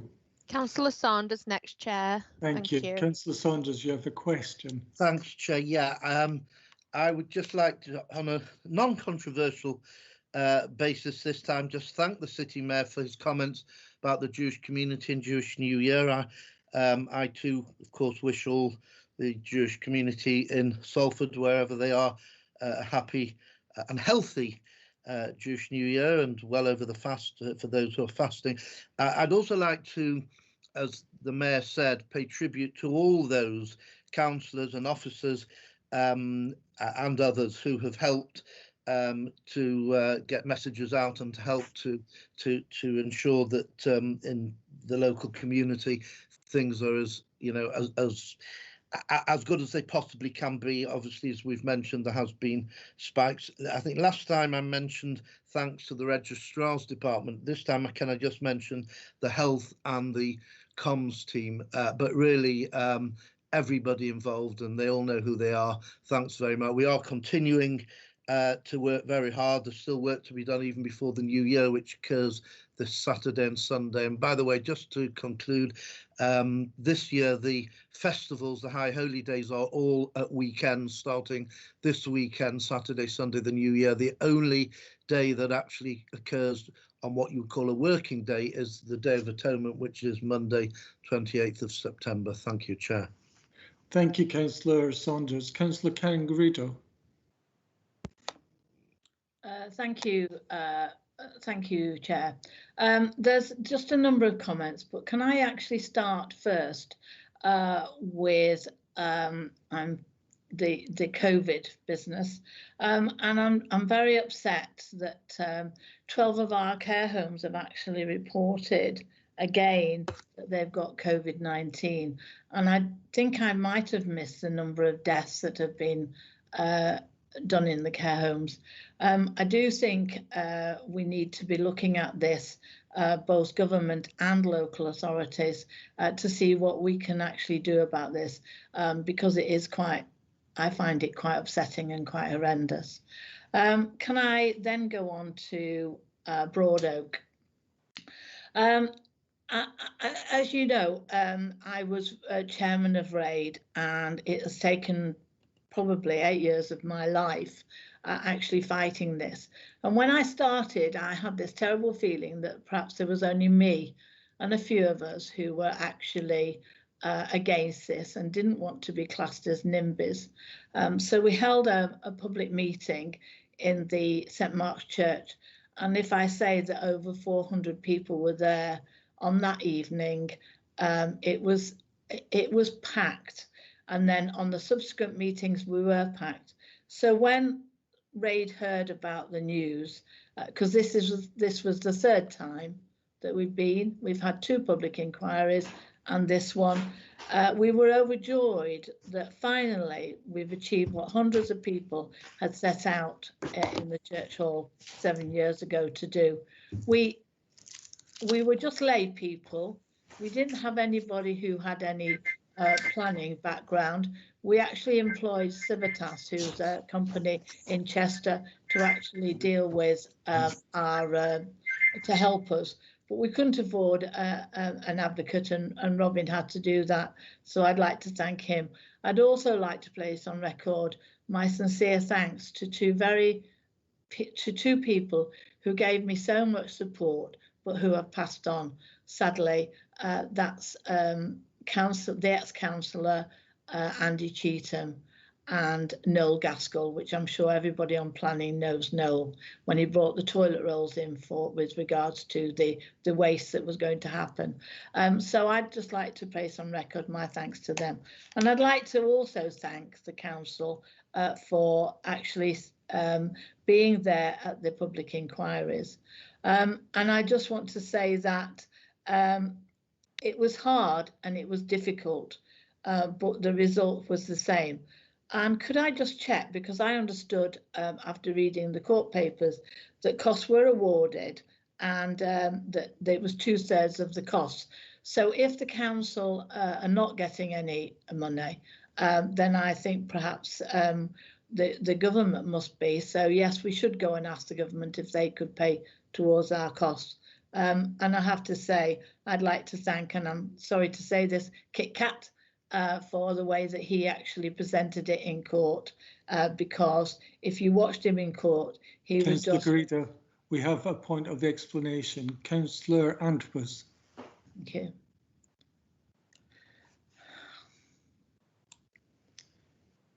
Councillor I'm sorry, I was prepared to come in after Councillor Mrs. Garrido had finished, but the costs were awarded to the government and not to the City Council. In a previous hearing, we did manage to secure, I think, about £2,300 in costs on a technicality which was spotted by one of our own lawyers. But that 2,300 pales into insignificance when you compare it to the 400,000 that the City Council has had spent on protecting its own policy. Thank you, Councillor Antwerps. Back to Councillor Garrido. Yeah, I think I did say that the government must have got the costs, and that we should actually be writing. And I would be quite prepared to write, not a threatening letter, and to help or sign a letter asking that the government actually looks at our costs, seeing the position that we're in. But with regards to the point about the homeless and about the team, I'd like to congratulate the team very much on the awards that they've won. They came over absolutely fantastic on Mantopia, better I think than anybody else, because I was quite surprised to see that the Homeless Czar for Greater Manchester hadn't built any affordable houses or any place for the homeless people, seeing that that's what the position is supposed to be in. So I was quite concerned about that. And I have to say that not that I personally want to see more of the city mayor, but I'm sure the residents would like to see him on the television or on the radio, putting forward the points, not political points, but the points that the council is doing to help the residents within. And I'm sorry that Councillor Antwerps couldn't even give credit to the two Conservative Secretary of States who actually turned down Broad Oak. They actually turned it down, even though it had been very difficult, because at the first one we didn't have and still don't have a local plan, and Peel kept bringing that forward. I know we've now got a land supply of for 5 years, so I'm quite accepting that. But can I thank all the residents and everybody who supported us over the 8 years to actually fight this case, and hopefully after COVID we'll have a celebration. Thank you. Thank you, Councillor Garrido. Councillor Kelly. Thanks, Ceremonial Mayor. Just to come back on Paul's point, yeah, it'd be remiss of me not to thank our team, our housing support tenancy team, who have done an absolutely brilliant task in winning those 2 awards, and the work doesn't stop there. We've currently got a bid in for Next Steps accommodation, which will hopefully support some of those vulnerable and homeless, rough sleeping tenants that we have across the city. I do appreciate that housing is an emotive subject for many people, but we do have a housing crisis. Paul mentioned the figure on the housing waiting list, and I would always add possibly another 1,000 or more even onto that list, because we have, due to policy, we have people that may never get on the list but are sofa surfing, living with families, and just don't bother. I've had cases only this week where, you know, I've asked them, are they on the housing list? And they tell me that they're not, because there's no point, they won't get a house. Housing is a fundamental humanitarian right. If you've got more than one home, then lucky you. I'm dealing with people that have got no home, that are living and sleeping in temporary accommodation. We're doing our best with what we've got, but we have to, you know, realise that housing, we are in an absolute crisis, and until we get some more accommodation for these people, everything else does not come with the house. We need education, we need them to get proper health care, and without that home address, that often doesn't come. Even going for job interviews, it just does not come and warrant them to be able to put a home address down. I'm really, really angry about some of the comments that get made regarding housing, homelessness, rough sleepers. It's life choices. Well, no, it's not a choice. It's our choice. It's the government's choice to say we need more funding to get that affordable and social housing. And hopefully this Next Steps bid that we've put in will go some way, but nowhere near enough way.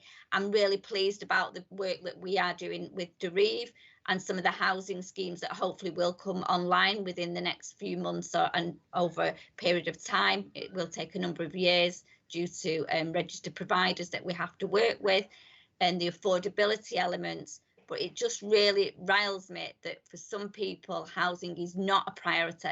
If you've got that front door key, then you don't care about other people. And maybe that's not the right word. You possibly do care, but we have to care more about those people getting that front door key and the wraparound services that are required.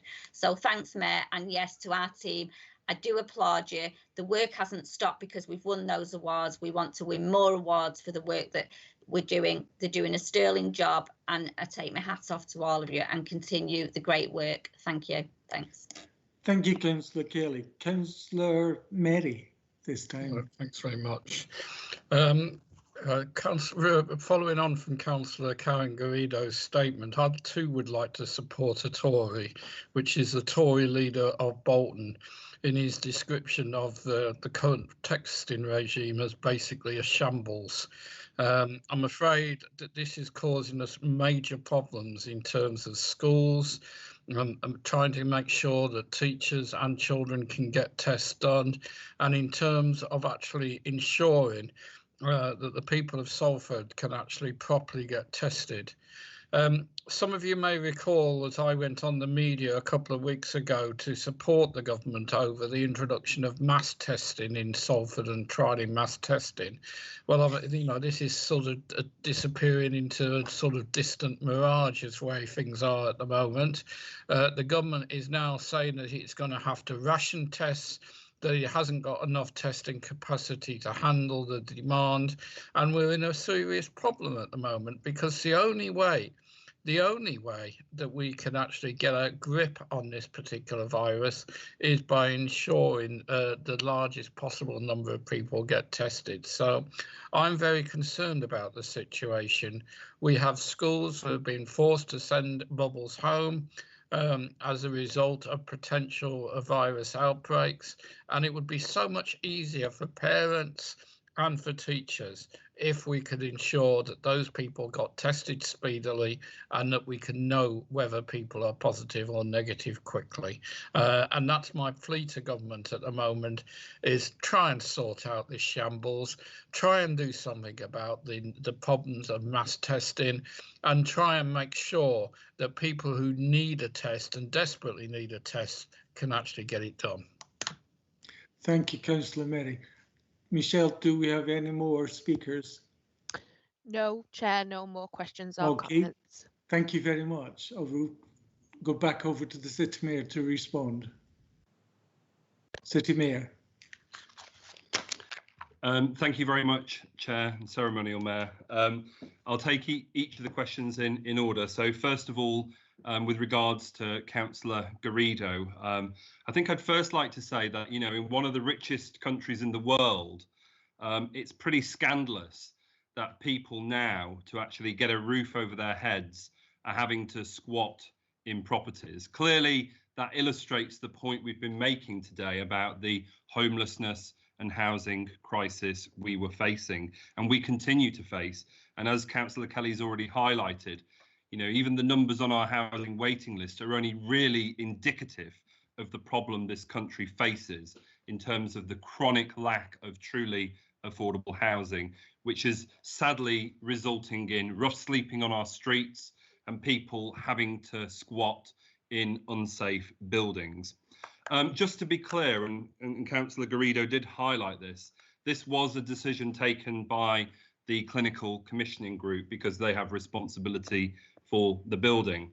But I have to say, some of the intelligence and information that was shared with me, and certainly lead member for housing around this issue, was also deeply, deeply concerning. I understand that there were under 16s present in the building. The CCG were using the building for the storage of cleaning equipment.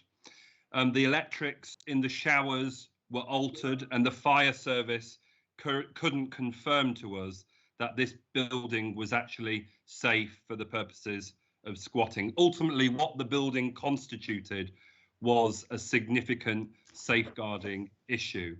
And I have to say, our supported housing team in the city of Salford, the team that we've acknowledged today have won these national awards, did a sterling job offering suitable accommodation to all members of the squat. So the reality is here, the decision before the CCG was one of safeguarding and really addressing some of these serious concerns which could have resulted potentially in a fatality. And obviously the decision they took to close the squat. So ultimately, those are the decisions that the CCG had to reconcile in taking its decision to evict people from that building. But as I say, our homelessness support team did a sterling job working with the CCG, working with the people in that accommodation to find suitable accommodation in the city. And what the CCG inevitably had to do was balance its safeguarding responsibilities with its decision making. Moving on to Councillor Derek Antrobus, in terms of the comments you made with regards to the Broad Oak decision. You know, I thank you for the comments you made and obviously the support you've shown and your team have shown, because I don't think we should underestimate the absolute importance of council officers in preparing the legal defence on behalf of the City Council with regards to, you know, our allocation of this land as green space, as that vital green lung we've talked about in the city. You're absolutely right to highlight the really concerning costs that the City Council has unfortunately had to incur. You know, they do exceed £400,000. And what I propose to do is probably give all members of the council a full note and explanation of those legal costs once I've fully understood the genesis of this, because as colleagues know and appreciate, this has been in the courts 3 times, not just once, in terms of the recent Court of Appeal decision. So I'm happy to share that information with colleagues once we've compiled that timeline and that genesis. But you're absolutely right to highlight that this has cost the City Council in excess of £400,000. And, you know, the kind of cynic in me kind of feels that, you know, the whole of the development system is geared towards councils up and down the country not legally challenging proposals that are actually brought before planning and then, you know, appealed, if you like, by developers. 10 years of austerity has almost hollowed out local government, making it really difficult for local authorities up and down the country to engage in such legal activity. But on this occasion, it was absolutely the right thing to do. And as you highlighted, what we were doing here was almost challenging the ambiguity in the national planning policy framework around limiting the supply of housing versus protecting our green spaces. But yeah, unfortunately, we have had to bear those costs. Whether or not we can recoup some of those from government will be an interesting ask, and I'm more than happy to write to government to pursue that agenda. And I did hear Councillor Garrido also say a similar thing in terms of writing to the government to recoup costs that this city council has incurred as a consequence of the planning system inevitably, and how the courts work in practice with regards to the national planning policy framework. So thanks for that, Councillor Antrobus. I will provide a full note and update to all members of the council, so you obviously have clarity on how this has manifested itself over the years. Councillor Hines, thanks for your comments with regards to COVID-19 and obviously the increases we're seeing in Salford. You're absolutely right. We absolutely do all have a role to play in this, communicating and obviously adhering to the public health advice around washing hands, wearing masks in public spaces, maintaining that physical distance of 2 meters, getting tested if we've got symptoms, and obviously isolating if we feel unwell. So you're absolutely right. That's all of our responsibilities on this council and beyond to tackle COVID in the city of Salford. I think you're absolutely right to highlight the issue with regards to furlough. You'll know that Mayor Burnham and leaders across Greater Manchester, like yourself, have been calling for an amendment or an extension to the furlough arrangements, which come to an end at the end of October. And I did give some stats in my address where, you know, over 9 million people have benefited from those furlough arrangements, and the Resolution Foundation are saying that currently, you know, 4 million people plus are already in, you know, still engaged with those. So I am really concerned that as furlough comes to an end by the end of October, what will that mean for unemployment, benefit claimants, and you know, people genuinely struggling to make ends meet. So you're absolutely right to highlight that. Also, thanks for highlighting the financial challenges for the City Council, the 11 million shortfall in this financial year. And as you've articulated, for me, you can't just look at furlough in isolation because it's all one system at the end of the day. So this will result in higher unemployment for workers in Salford, unable to make ends meet. That will then work its way through in terms of people not being able to pay council tax or business rates, you know, a whole host of things really concerns me. So government need to seriously consider extending and reforming the furlough arrangements to protect workers moving forward. I absolutely agree with that. Councillor Saunders, thank you very much for your kind words with regards to the Jewish community and obviously the celebration at this weekend for New Year. And thanks also for all the hard work you're doing as well in the Jewish community, working with others in the mayoral team to look after and support the Jewish community in our city. It is deeply and really appreciated. Councillor Karen Garrido, in terms of the 12 care homes, COVID-19, the number of deaths I've been informed of last week was 5 in care homes. And like yourself, this is deeply concerning and very upsetting. And obviously my thoughts and prayers remain with the friends and family of those loved ones at this time. But just to reassure you, we do have risk assessment plans in place. We are regularly in dialogue with those care homes, and it is tragic that, you know, we've now got positive COVID cases as we start to see what seems to be almost a second spike here in Salford and Greater Manchester.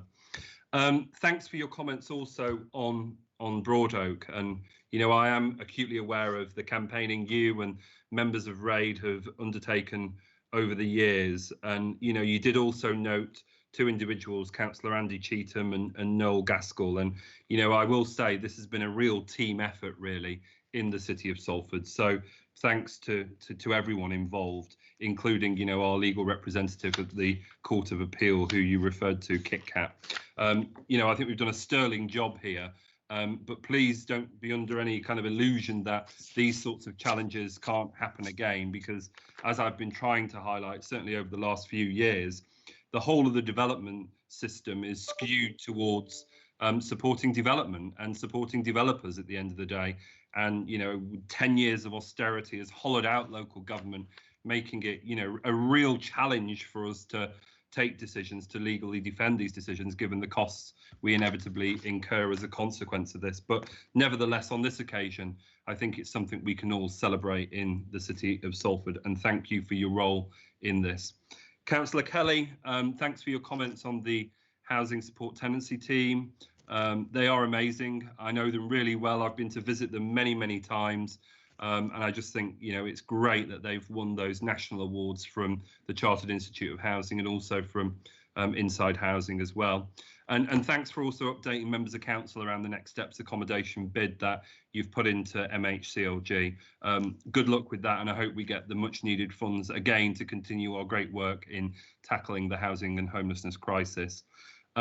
You were absolutely right to highlight that although we quote a number of people on our housing waiting list, it is probably significantly higher than that, because there are people who just simply don't put their name on there because they fear they won't get a property, or they don't know about the system and how it works as well. And you're also right in saying that housing is a fundamental human right. I entirely agree with you. I think it's shocking and scandalous that in one of the richest countries in the world, we have the homelessness crisis that we have today. It is absolutely tragic.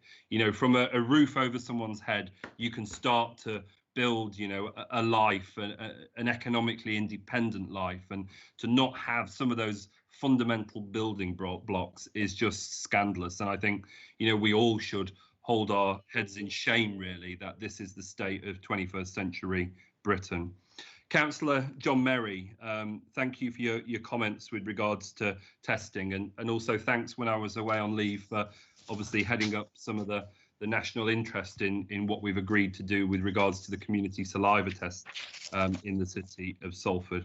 I was on a call only the other day with the leader of Bolton, and like yourself, we're all in agreement that the national testing regime is an absolute disgrace and an utter shambles, and it's having a profound impact now on key workers, on schools, on teachers, on doctors, on nurses, on care workers, whole host of people now struggling to get tests, turning up for tests and not being able to have one because they've run out of them. You know, this is a scandalous situation that we face, because we know of the absolute importance of actually, you know, tracking and tracing the virus as quick as possible. That is how we're going to break sustained community transmission.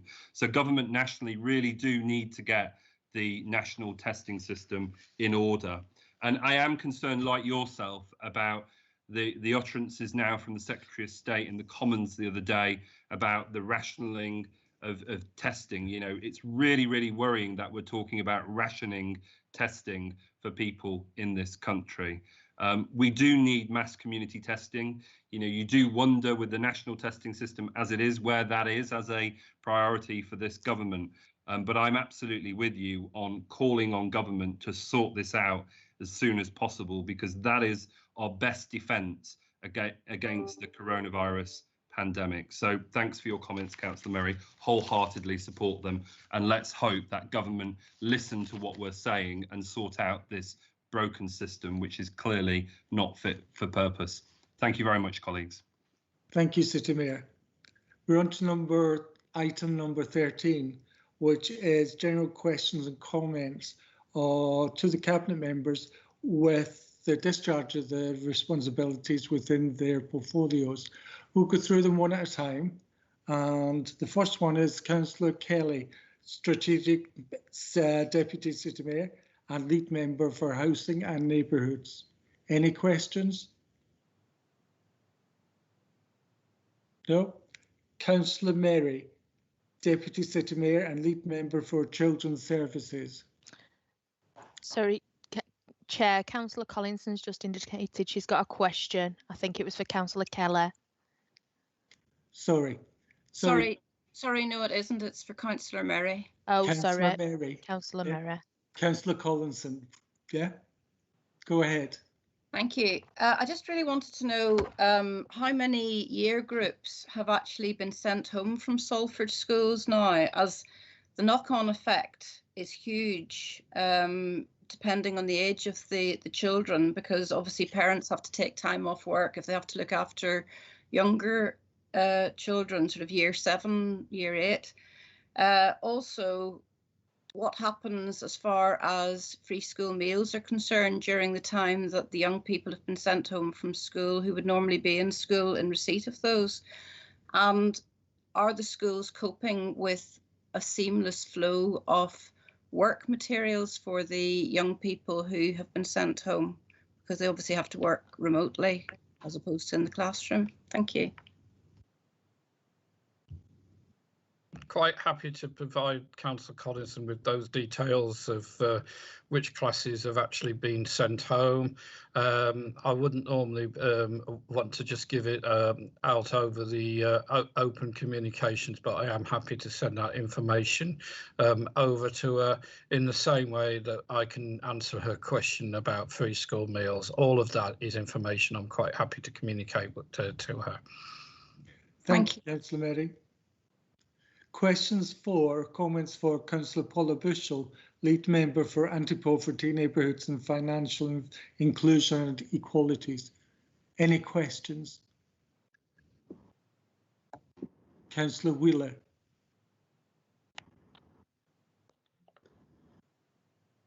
Councillor Wheeler, you have a question. Hi there. Yeah, sorry, I was just taking myself off mute.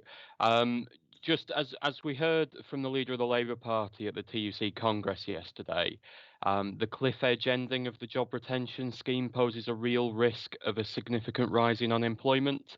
Can I ask Councillor Bushel what has been the impact of COVID-19 on our residents in Salford in relation to poverty and employment, and what can we expect when furlough ends?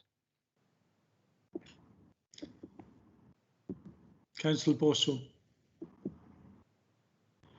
Thank you, Chair, and thank you, Councillor Wheeler, for that really important question.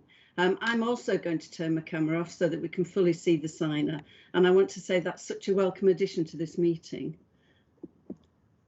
Thank you again for the question. As the City Mayor has said, COVID-19 is impacting significantly on all of Salford residents, but most importantly, our most vulnerable. The UK as a whole has seen a huge increase in benefit claimants, with a 75% rise since March, and Salford is high. We're 71% and GM is 63%.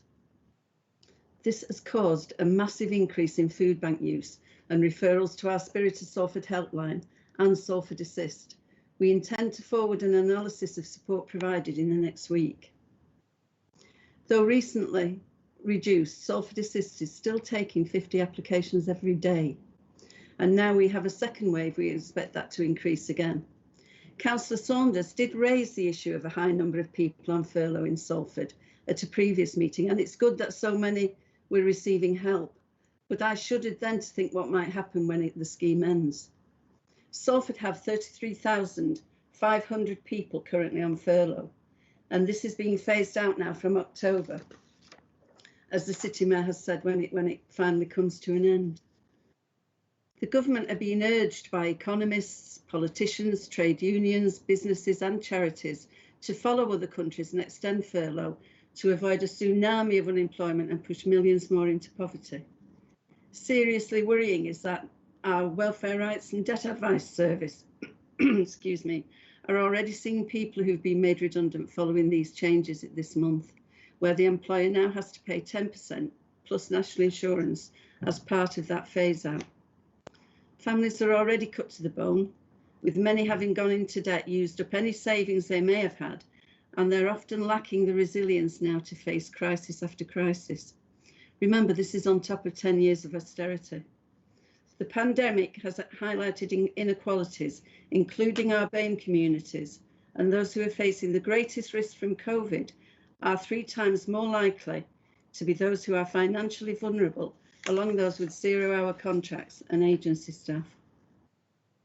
We know this is going to have long-term consequences on physical and mental health. And to add to the mix, as has been raised, the ban on evictions ends on 20th of September. So we know we'll see an increase in homelessness.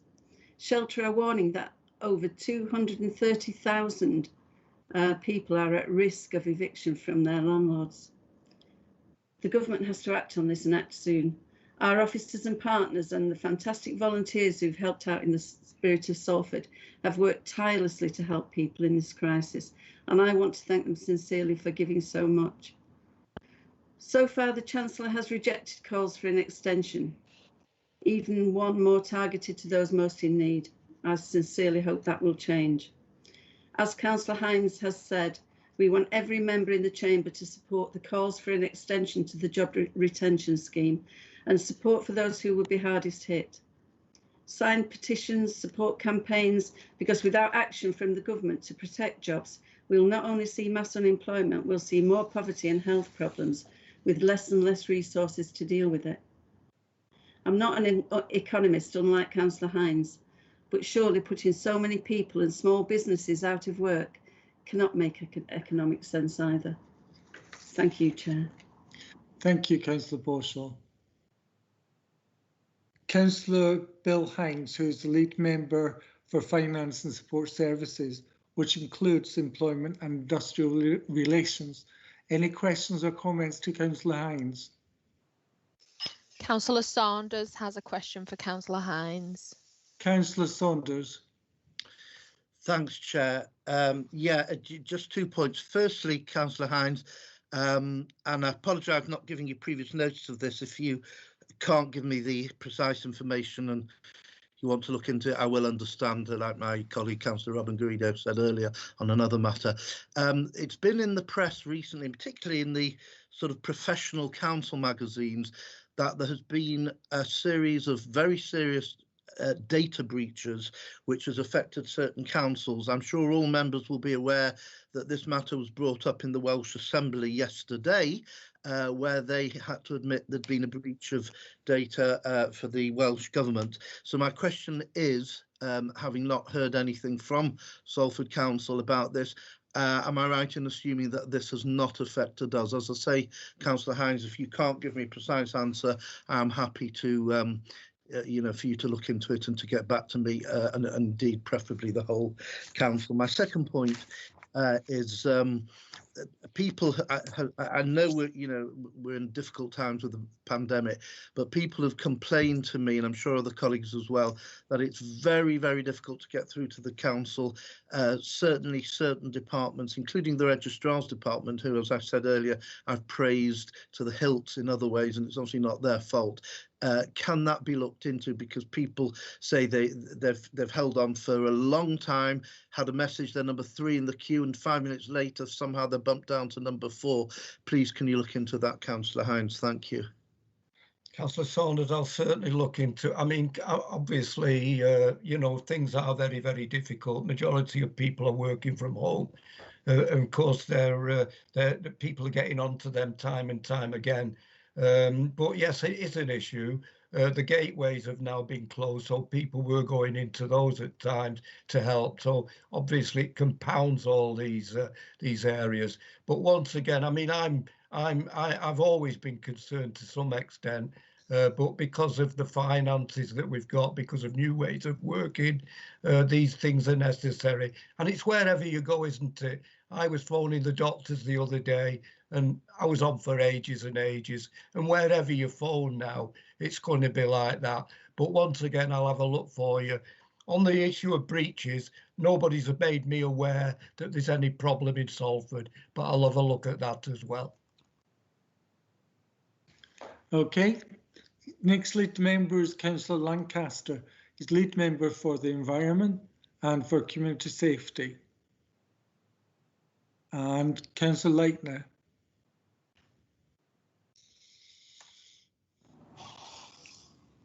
Thank you, Chair. In recent months, there have been 2 shootings in Salford at what is believed to be the same address. These are just a couple of streets away from my ward, from Kersal. This past Saturday night, there was yet another shooting in Manchester on the other side of Kersal, just a couple of meters outside of Salford, outside of Kersal. And then last night, yet again, there seems to have been another shooting in Salford, all within the same vicinity. I'm constantly inundated by constituents, many of them with young children, who are living in fear and dread every day. Now, I understand that there is an ongoing investigation into the incidents, which I believe some reports believe are linked, and perhaps you can't comment very much, but what reassurance can you give the Salford residents today, please? Thank you.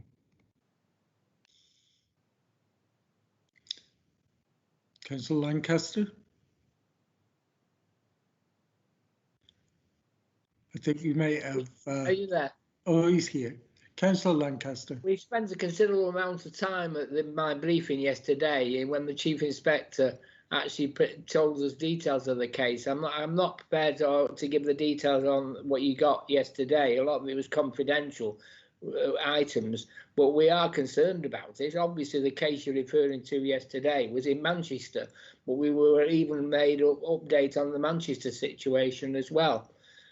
We believe it's probably tick for tack and it's gang warfare is a concern, but that's something we will yet to find out for certain. But I will give them all the information I possibly can by getting the Chief Inspector to present to members yesterday.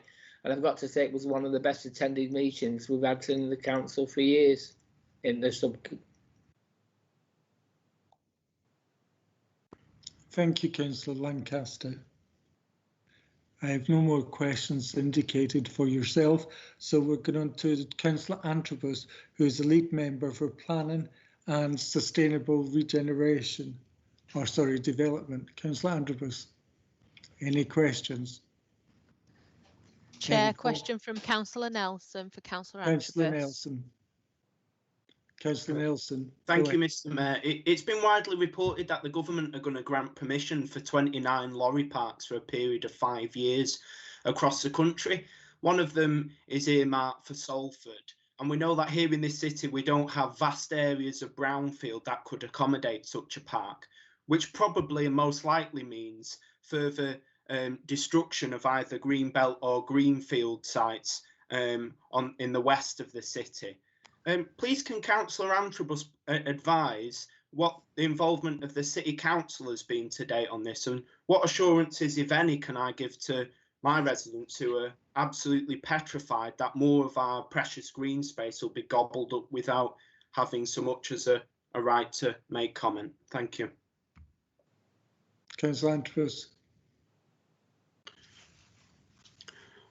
Well, I'm very sorry to tell Councillor Nelson that I'm not in a position to give any guarantees. The government laid an order in Parliament giving itself the power to grant planning permission for these gigantic lorry parks, which are presumably designed to take the pressure off our major ports if the Brexit means that they will be clogged up with vehicles. At no time did the government liaise or contact us regarding their decision to remove our authority in determining these matters. It decided overnight that it would give itself the power to make these planning decisions, and it's very disturbing that although there are some restrictions on the power of ministers, such as they should not be able to destroy an ancient monument for a lorry park, they have given themselves the specific power to overrule greenbelt policy and build these lorry parks on greenbelt. I have heard on the grapevine that there have been wide consultations on these issues, but the consultations have not been with the local planning authority, but with industries interested in securing a lorry park. And obviously the place that's in Salford that they're going to be looking at will be around the Port Salford area. I think that is something that we can easily surmise. But once again, it is yet another example of this government taking planning power away from local communities and handing it over to their friends in business. The next person is Councillor Gina Reynolds, who is lead member for Adult Service, Health and Wellbeing. Any questions? Councillor Edwards.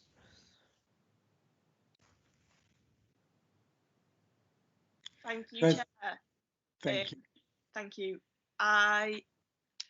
I'm sure we're all aware that coronavirus is back in Salford. I don't know if it ever left. As the Mayor mentioned, we've recently seen positive tests of our care home residents, and tragically, we've had deaths in our care homes quite recently. It should be of some comfort to members that we have the Salford offer here, and the council and the hospital are covering the difference between statutory sick pay and full pay for COVID-related absences. This means that care workers can self-isolate without loss of income and without the anxiety and struggle that comes with that loss of income. I say it should be of some comfort because it isn't. Despite the cost of this being fully absorbed by the council and the hospital, some care providers are still only paying care workers statutory sick pay for COVID-related absences. I cannot fathom why any organisation in the middle of a pandemic would not do everything they can to protect their workers, to protect the people they're obliged to care for, and to protect the communities in which they operate, our community in which they operate. Over the course of the pandemic, we've seen communities, small businesses, charities, families and individuals doing absolutely everything they can to protect and support each other during the pandemic. All of these people have made sacrifices to do so, yet we have companies that are supposed to care doing the complete opposite when they don't have to make any sacrifices themselves at all. In fact, they don't even have to pay a penny. Any implementation costs can be claimed back too. I'm told by Unison, who are representing these care workers, that one of these companies, there are multiple companies, is Anchor Hanover. I've quickly found that last year they reported a £56 million surplus. The chief executive of Anchor Hanover earns £485,000 a year. Now, if I was on that salary, I certainly wouldn't be concerned about taking time off sick. It's a disgrace that the same cannot be said of the care workers who are low paid and who are working face to face to look after those people most vulnerable to this deadly virus. Care workers should be paid far more to begin with anyway, and they certainly should never be financially punished for keeping people safe, financially punished for caring. Rates in Salford are rising. Coronavirus has made its way back to Salford and it doesn't look keen on leaving anytime soon. It's made its way into our care homes again, and as the Mayor said, it's taken some of our residents with it. This needs sorting now. Care companies are being shameless in putting our families, our friends and our communities at risk. I asked Councillor Reynolds, are these care companies set to budge anytime soon, and are they going to stop undermining our efforts to curb the coronavirus rates in Salford? Thank you. Thank you, Councillor Edwards. Councillor Reynolds. Right. Thanks, City Mayor. Thanks, Chair, and thanks, Laura, for that question. Yeah, you're absolutely right. It's really concerning because the Salford offer is about protecting care workers, their families, the residents that they care for, and obviously the wider community. And it's about stopping the spread of COVID-19. And as both yourself and the Mayor has indicated earlier, you know, we've got a sharp increase at the moment, and sadly 12 of our care homes with outbreaks currently, and we've sadly had 5 deaths. So it's absolutely imperative that this gets sorted. The company you've referenced, unfortunately, they haven't changed their position as yet. The City Mayor and I have written to all care providers. There are actually another 6 care providers who aren't implementing the offer. We're in negotiations with them, so unfortunately I can't currently name them because that would affect the negotiations. But Anchor Hanover, we've already spoken to, as we have a couple of other, 2 or 3 other companies at the moment. Those other companies are reconsidering their position, but Anchor Hanover have definitely come back to us and said no. What they're referencing is that there's disparity because other authorities across the country where they've got a considerable number of homes outside of Salford are not doing that offer. My view is, when in Rome, do as the Romans do. I do not think that it reflects badly on the company if they're not doing it in one area. It reflects badly on that local authority who have not put an excellent financial offer in to their, to their care sector. I do not consider that an excuse whatsoever. I don't think we're discriminating against care workers. What the other reason that they've also identified is that they feel that our pro formas are difficult to complete because obviously they have to claim the money back from the Salford Care Organisation. But, I don't think the pro formas, I've looked at the pro formas, they're not difficult to complete. The staff and officers at the Salford Care Organisation are there to support them with the completion of those forms. So I think that is a very paltry excuse whatsoever. The other reasons that they've actually given is that they feel that they have enhanced offers in relation to some other companies, that they're actually paying more than the national living wage. But when we've actually looked into this deeper, we're talking about 10p more. So they're clearly still paying their staff under £9 an hour, which to me is a disgrace. As you've rightly said, all care workers, in my view, should be on the real living wage. They shouldn't be forced into destitution or hardship by these care providers. The other reasons they've given also is that they do retailer discounts, and that they have loans of up to £1,000 interest free. I find that highly unpalatable with the loans because that's forcing care workers into debt. I think it's an absolute disgrace. They're also saying that if anyone tests positive, they will pay 100% of salary while they're self-isolating, but that obviously doesn't cover those staff who are furloughed, who are having to cope on the national living wage, which is a very low income, 80% of that income, and also those who are shielding. And this offer is actually being recognised as a gold standard because our offer is actually backdated from March the 19th.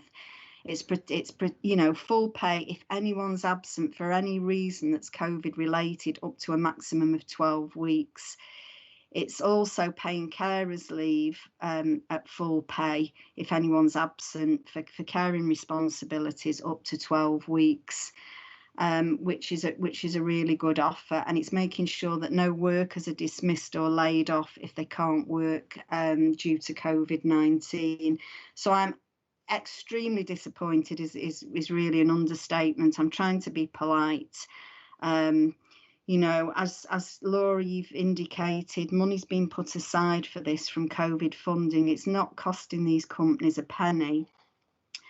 And, we need to be mindful that care workers, they've gone over and above in the pandemic to ensure that people's health and social care needs have been met, and they've protected and saved lives. For me, the welfare of our care workers is paramount. And we should be ensuring decent employment standards, that these private care providers, they should be promoting the health and well-being of all their employees. They should be paying the real living wage.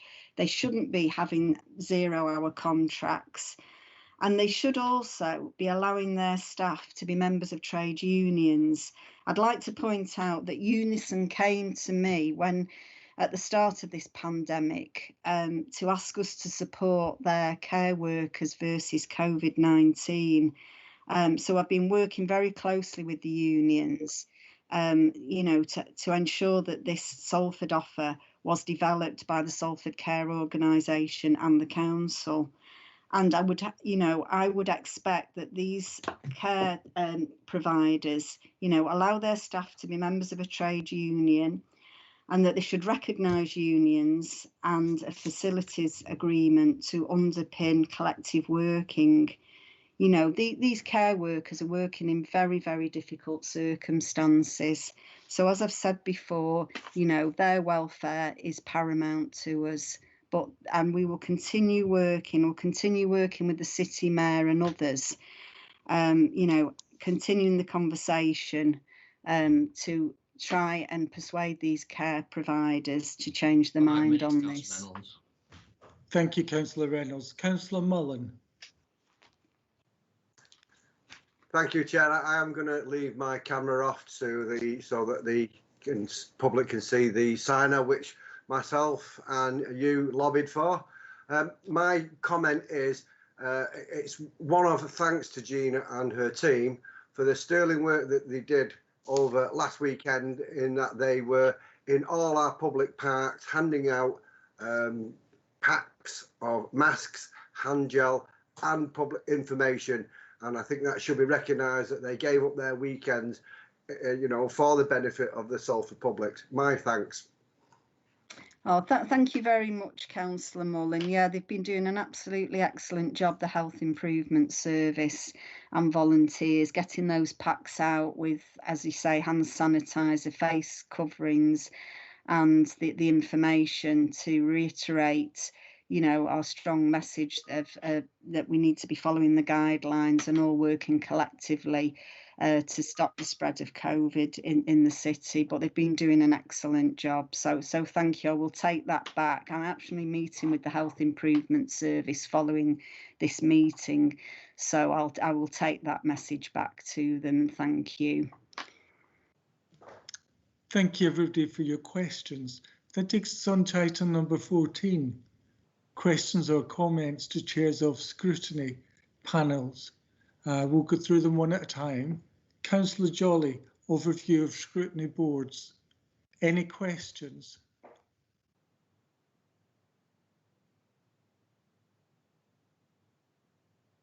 No. Councillor Adrian Brocklehurst, Children's Scrutiny Panel. Any questions? No. Councillor Tanya Birch, Community and Neighbourhood Safety Scrutiny, panel. Any questions?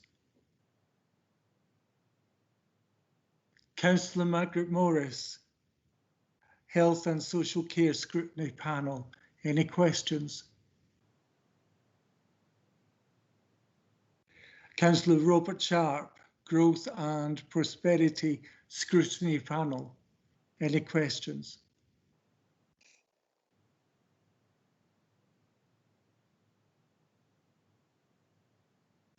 Okay, that'll take us up to item number 15, and that is questions and comments of the discharge of functions of joint authorities and outside bodies. And we'll go through them one at a time, and they are. Mr. Mayor, Mayor, can I just make a comment before we start, please? Yes. Last council meeting, we delayed 3 items, and we said we'd bring them back to this full council. That was the Windsor and Albion Cooperative, the Four Beaver Housing Board, and Stadium Joint Venture Company. These have not been brought to this council. I just wonder whether or not when they will be coming, because there are for Housing Board, which is very important, the Windsor and Albion Cooperative Housing is very important, and especially the Stadium Joint Venture Company. They're all important to us. So I wonder if you could try and find out for us when they will be coming. Can I clarify that? Reynolds, can I clarify that, ceremonial mayor? The items were there for information and noting, and they were noted, but it doesn't prevent any questions on those being asked at this point. There was no intention to bring them back. Thank you, Mike. Councillor Reynolds, you wanted to say something. Yeah, I think Mike's already said it, because I provided the Windsor Albion annual report some time ago, and that went out with the council papers previously. Thank you. Thank you, Councillor Garrido. Let me see. Yes, Councillor August, you're quite right. We should have discussed agenda setting group. Perhaps we'll revisit that at the next agenda setting group. Getting back to item number 15, I have a couple of questions for Councillor Roger Jones. Councillor Fisher, you're first.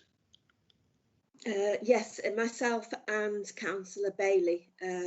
We'd like to ask Councillor Roger Jones about the very unfortunate decision that's been made unilaterally by Northern Rail, which is to reduce by 50% the trains running through Swinton Station. I've been a Swinton councillor for 4.5 years now, and in my unbiased opinion, Swinton is probably the most important town in Salford, especially as it houses the administrative centre for the whole of Salford City. It is vital there are good transport links at all times for people to get in and out of the town centre of Swinton. We're talking about a very large number of people here who live and work in Swinton. The combined area of Swinton and Pendlebury houses 35,000 people, and 4,000 work at the Civic Centre. That's in normal times, of course. So it's most vital that all people who both live and work in the town have access to regular, reliable public transport. It is totally wrong that such a large number of people should be inconvenienced without any consultation, even if it is just for a short amount of time, as they say.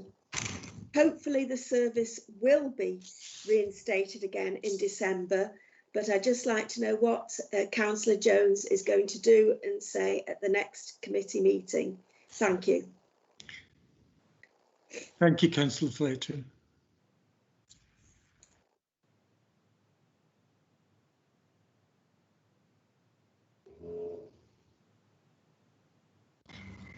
Chair, would you like me to respond? Yes, please.